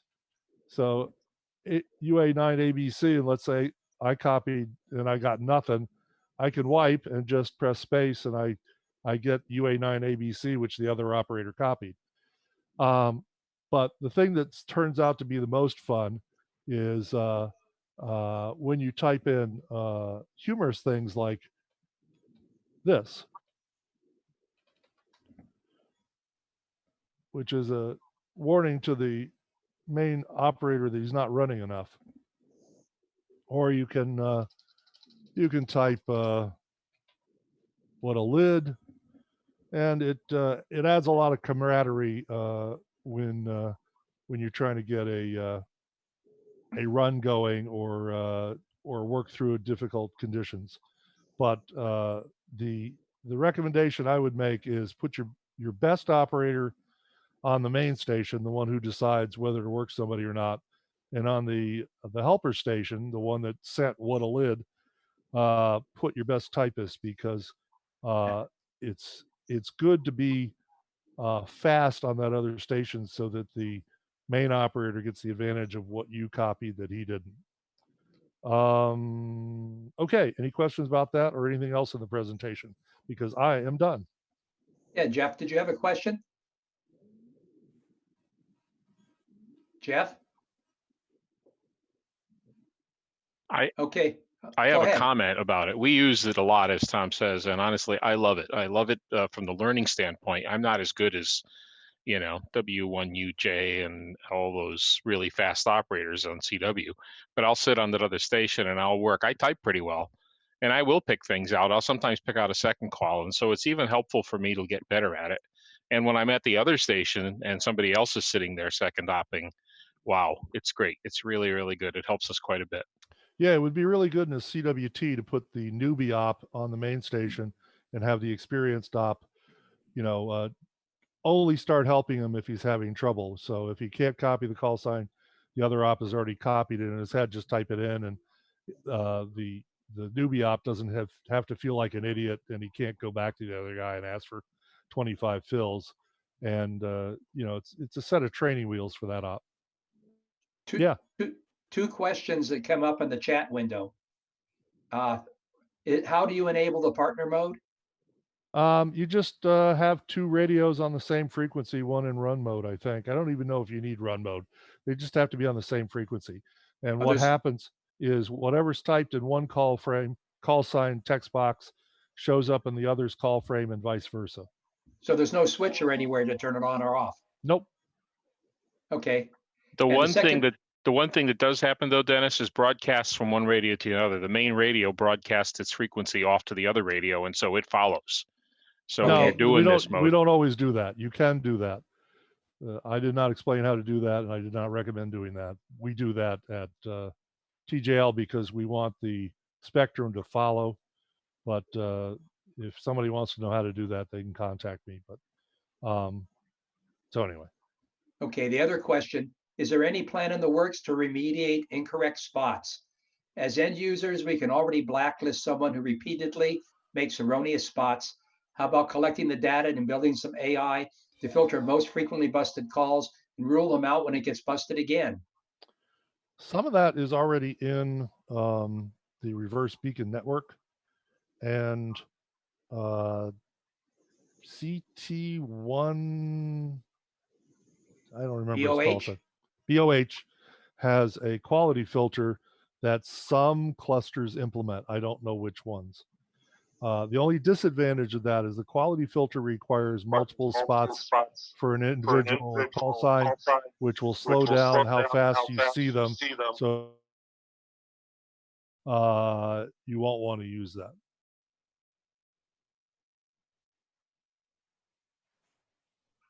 Did that come through? It did, but Dennis muted himself, so you couldn't hear him answering. Oh. Dennis, you're still muted. Some would call that a blessing. Any more questions since we have the experts on?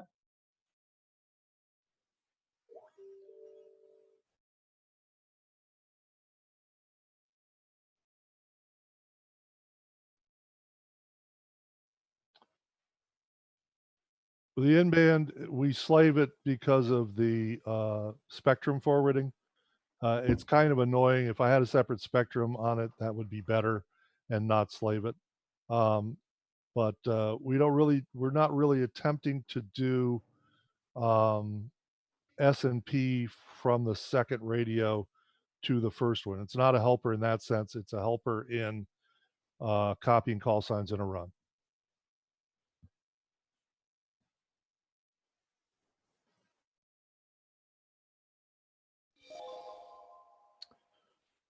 I suppose.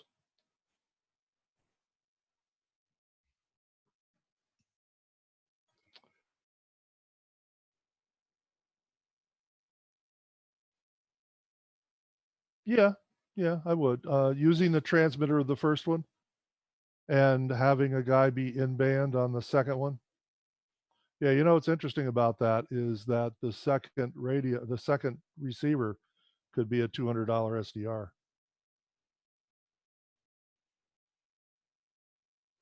That too, but when you start doing that, then you end up doing a whole lot of special cases for, well, this radio does things this way and this radio does things that way.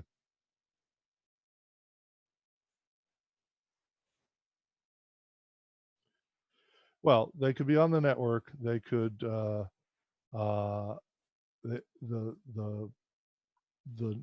S&P guy, let's call him, he could take over the transmit control and transmit on the first radio. I probably would not want to do control K support for that.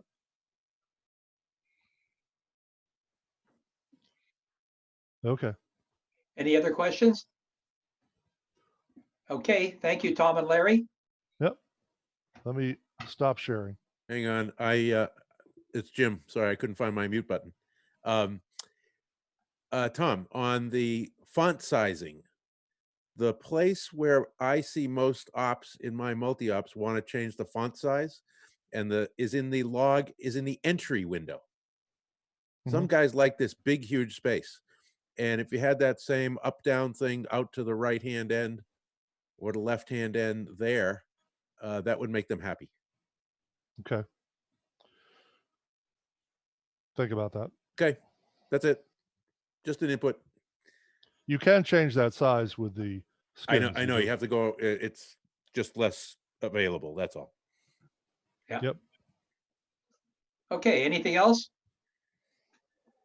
Yeah, I had just a thought on the, I called it the hole finder, where you find the CQ run frequency.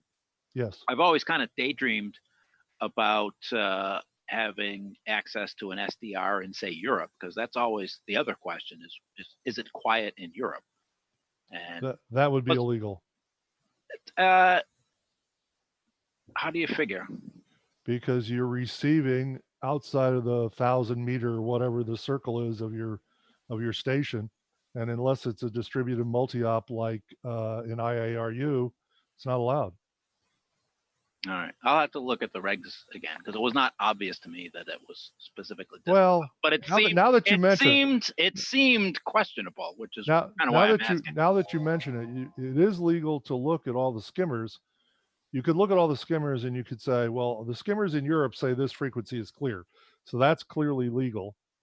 So maybe it is legal as long as you don't try to. Right. We're not demodulating the signal in any way. Yeah, we're just looking at the signal level. So I spoke too fast. Sorry to jump on you. That's an interesting idea. You could have one in every continent and people could just use it as a service. Yeah. I'll say. Yeah. There's actually some features I thought of that would only work if we only let the developers of N1MM use it, but I haven't implemented any of those yet. Like jump on the spot as soon as it hits the window. And Right. call- We do call it. joke about them though. Yes, we do. Oh, and putting hidden code in there to spot us randomly from various people all over the world. We don't do that either. Wink, wink. And we would know it's not open source. That's right. Whose picture with the antenna is that?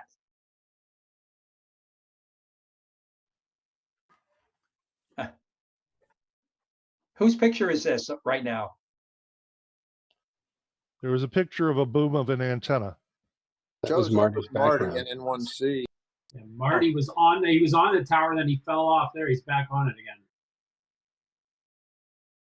again. Oh. Okay. Is there any further business? Well, I think our first virtual meeting was a success. So look forward to doing another one in July. Worked really great, Jerry. Yeah. Where are we all going for virtual dinner? Yeah. Yeah. Yeah. And your It's a virtual drinks. in your kitchen. Yeah. Why July, Dennis? Dinner. Because the next meeting was going to be the Boxborough or the convention. I know, but you're thinking too much inside the box, man. Well, let's talk about it. Yeah, we have the opportunity here to do things very inexpensively and get people together, perhaps for shorter periods of time. We probably don't need 3-hour ones. Yeah. But we could have them more frequently and keep the team in better communication in between big meetings. We could still have a big, huge meeting in July this way if we want. Okay. Okay, there's no further business. Great way to get together. 73 we will put it out. The free coffee, fresh free coffee is really good at this venue too. Yeah, coffee and cake for everyone. Thank you all. Let me just ask for feedback. Does anybody have any negative things to say, things that we should try to figure out to do better? Looks good to me. We know that we had the 100 limit, which was a big surprise that we hit anything close to that. So we do need to figure out what to do about that. That might change. Told you, Jim. We will use the 300 limit account. Yeah, but that might that may change. That may change once we get through this virus. Correct. We have to roll with this in some way. Yep. Yeah. Jim, I had one comment, which is when we're doing these slide presentations and it's on the screen in front of me here in my room, it's much easier to read than when I'm in the 34th row at the convention. And the audio should be better too. Well, what I noticed is you can do more with the computer, for examples, than hauling everything out there with the radio and the computer and to a club meeting. Yeah, I was able to show you live signals, which I've never been able to do at a meeting. Yeah. The reason I brought it up is it may be a helpful criterion in deciding which presentations go to Sturbridge and which presentations go to Zoom. Correct. The nice part about these meetings also is all this stuff is recorded, assuming that the leader or the person organizing it puts it up. And then you could simply take presentations and cut them out of the overall thing and post them out on the website.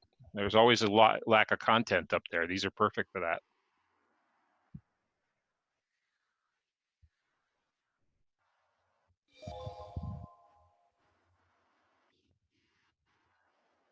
Right.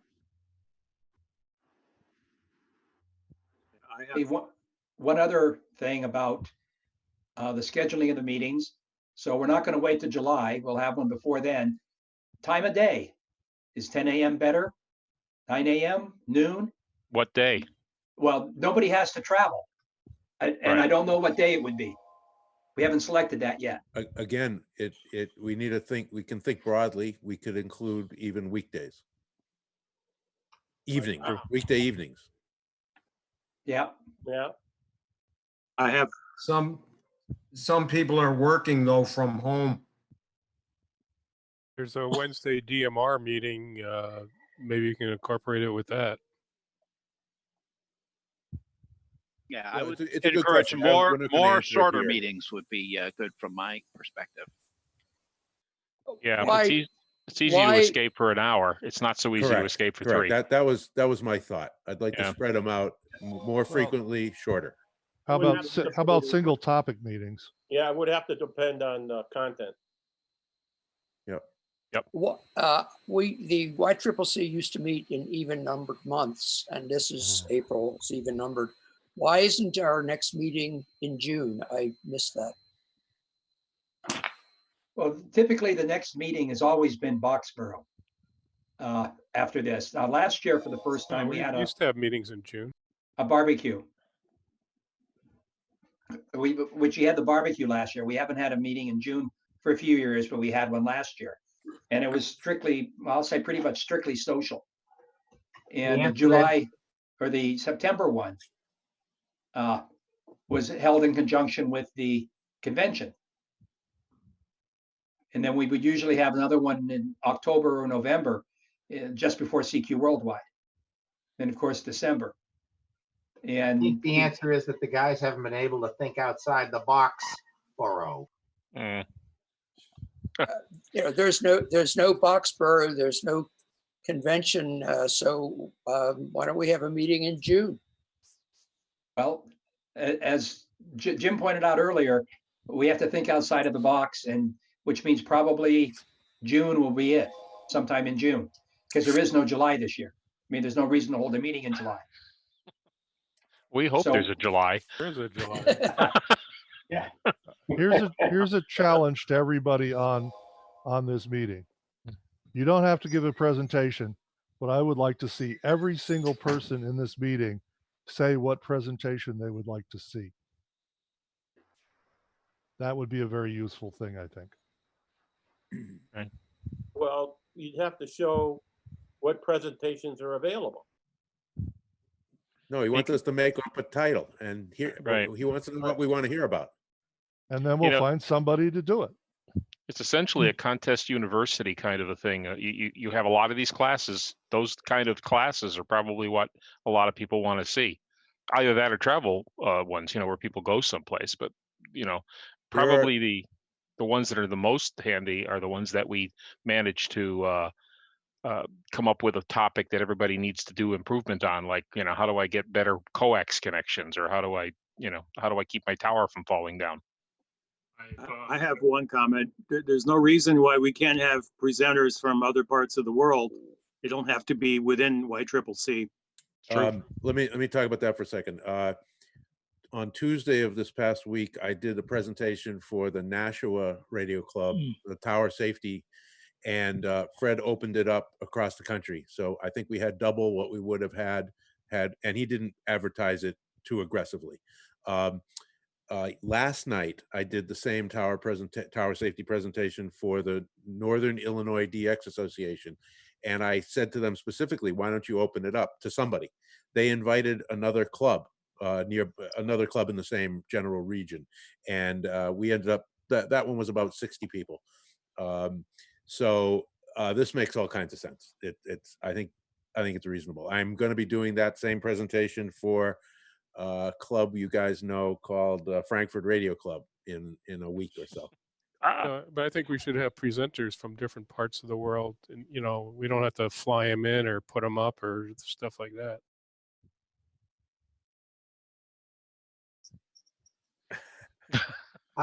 Actually, Jim, I have a substantive suggestion for the presentation I'm dying to see.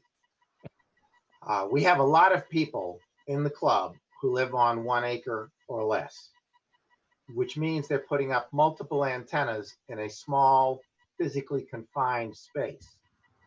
When I speak to friends in the broadcast industry about how to detune or make a second antenna disappear from the field of a first antenna, they all say, well, that's really easy. You take a $40,000 vector network analyzer, and you follow the 17 instructions that I'm happy to provide to you, and then get 2 degrees in engineering, and you can do it. And I think that what the world needs is, you have shown me a $50 VNA and the Ukrainian SWR meter and some instructions. Somebody needs to figure out a way, inexpensively and doable by a non-engineer without advanced degrees, to make nearby antennas physically disappear, because so many of us live on less than 1 acre. Well, you also hit another note, Fred. Perhaps everyone could show their particular VNA project, what they've used that $50 VNA for, and practically what they've used it to measure, a filter or coax or SWR or something. Fred, did you mean antennas physically disappear or electrically disappear? All it takes is a good storm and we make them physically disappear. I use my Kreskin VNA or physically disappear. I use a hacksaw. Another thing along the same line is so that I don't leave this hanging electrically. another thing along that line is what are the 5 best 160-meter antennas on single tower stations? Another would simply be what your shack looks like. And we started doing that a few years ago, right? We had people give videos. That was one of the suggestions as something we could do for an upcoming meeting, or even this meeting. It was on the potentials list. Shack tours. They don't even have to do a video anymore. Right. You know, one thing that I found very interesting after watching this particular meeting was that I don't have the messiest shack. I thought I did, but apparently not. Pretty close, Tom. Okay, maybe close. Okay, my second request for a presentation that we need: Here's the messiest shack. how to make the background disappear. In my situation, should I clean the shack or buy a green screen? Clean the shack. Clean the shack. Have your wife help you clean the shack. Fred, no, don't have his wife help him. Trust me on this. But the answer, Fred, and Charlotte sounded loud enough that you might have heard it, is clean the shack. So here's a turn off the camera. Here's a here's a real quick shack tour, and we can zoom the camera around, take a look. I got a lot of radios here, courtesy everybody else. I don't have any of my own. And all we need is a longer USB cable. We can always have that joke. So it's supposed to be wireless, right? Okay. Okay. For that. You wait till you get a big mouse in there.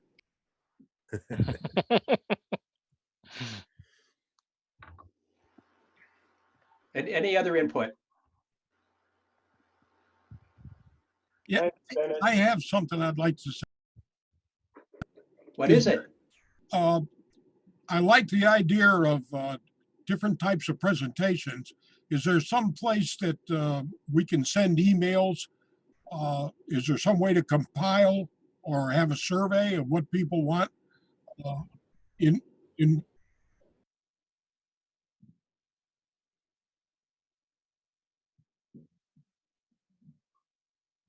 Yeah, I'm not sure anybody can hear me. This is Jerry Cursus, W1GD. Can you hear me? Yes. Yeah. Okay. I've had problems with this microphone. I don't know what it is. I only use it twice a year. We're going to change that. Yeah, we are. But not on the air. You don't have to use it on the air.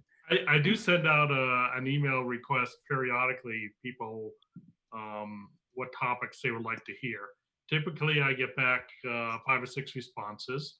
I think we saw 3 of those presentations today. So that is good. I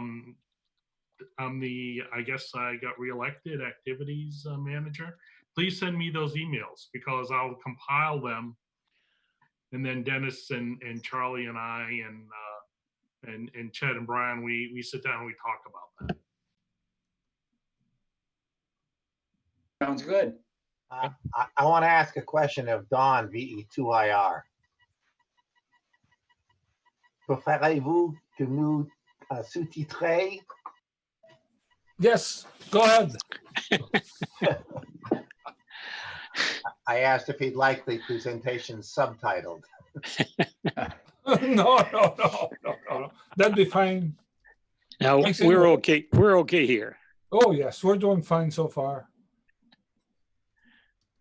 But that was kind of to think about it. All good.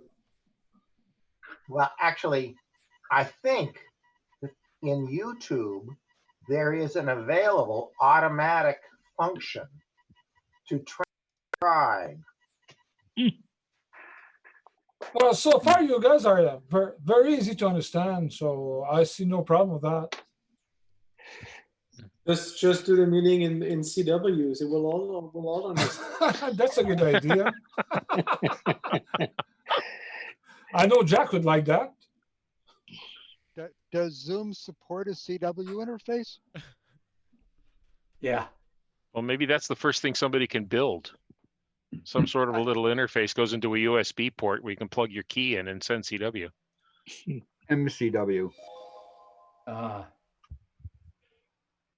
Okay, anything else? Are you trying to end this, Dennis? Yeah. He's hungry. Time for everyone to go out for a walk. No, hit the head. Thank you, Dennis.